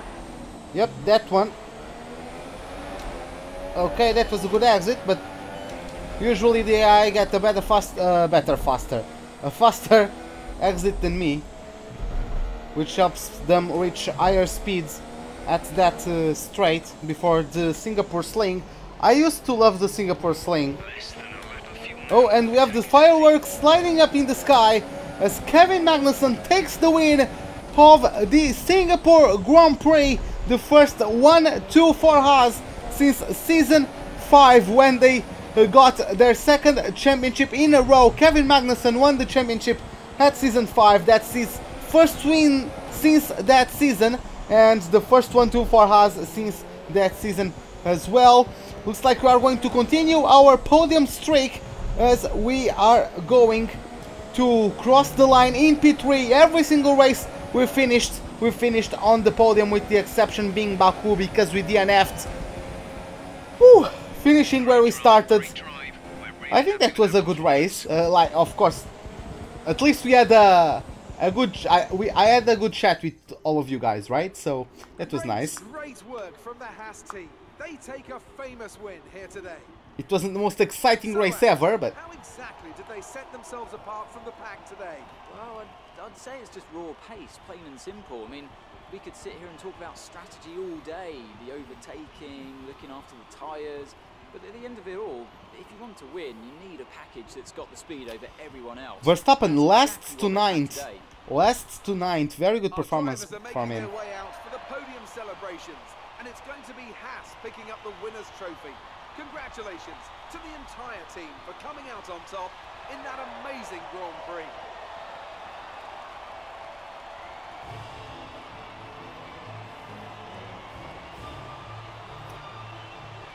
I mean, if you are able to hold them up behind you, you saw how Perez overtook me. He basically made the PIT maneuver on me and then pulled through. He didn't even get front wing damage from that. So then, it's time to see how this result affects the Drivers' Championship. Our current points leader extends their lead at the top of the championship after a very good result here today. Now then, Anthony Davidson, who was your driver of the day? I'd say Max Verstappen earns that title today. Yep. Opportunistic, I think, is the word. It's something he's become known for during his short career so far, and it's served him well here. And here's how things are shaping up in the Constructors' Championship. Ferrari extend their lead at the top of the championship. There'll be plenty more twists and turns to come this season. I hope you can join us at the next race to see just who will come out on top. How the fuck does Vettel finish in 11th? Okay, I guess. Well, let's proceed. Let's get to the motorhome, to the hospitality suite. Let's get our points. Let's get the debrief of like our race, our rivalry status, our everything. And yeah, after that, oh yeah, Ricardo got a faster lap than me, but I'm smashing him everywhere else. Yeah, I'm still exceeding the expectations of the team. 8,300 points is the weekend score. Nothing pops up. Let's travel to Malaysia, right? I think that's it. It's Malaysia. Yep, it is Malaysia. One of my two worst tracks here in F1 2017. Right alongside Brazil. And yeah, hopefully we'll have a good race tomorrow, if I can get home on time. Oh, let's see what's... Oh yeah, we got an upgrade. Okay, I've got something for you. The new parts have been fitted to the car. The simulation numbers are good, so look forward to your feedback. Yeah guys, we have... Check out the details. We have a weight reduction upgrade fitted to the car, minus 4 kilos, which is quite a bit in an F1 car. But yeah guys, that is it. Won't miss it in 18 then? What do you mean? Won't miss it in 18? What do you mean? I'm not sure. But yeah guys, we got back on the top of the chassis upgrades, I think. No, Force India are still better on the chassis. Nice, okay. We have the best power unit, we have the best aerodynamics.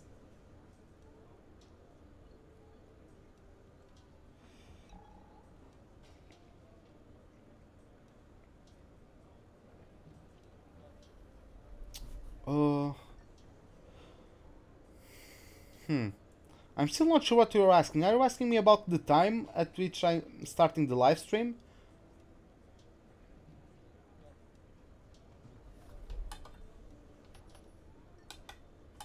By the way, let me just get back to the power unit for practice.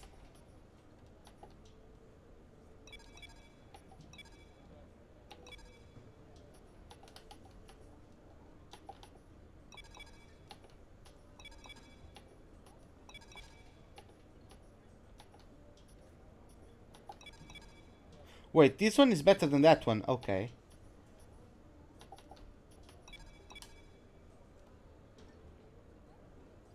Oh yeah, no, I won't miss it in 2018. Yeah, I won't. Sorry about that, but over text sometimes it's difficult.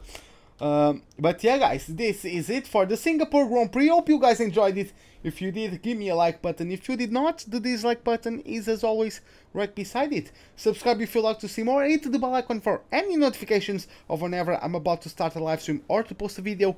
See you guys next time and have a wonderful day. Goodbye.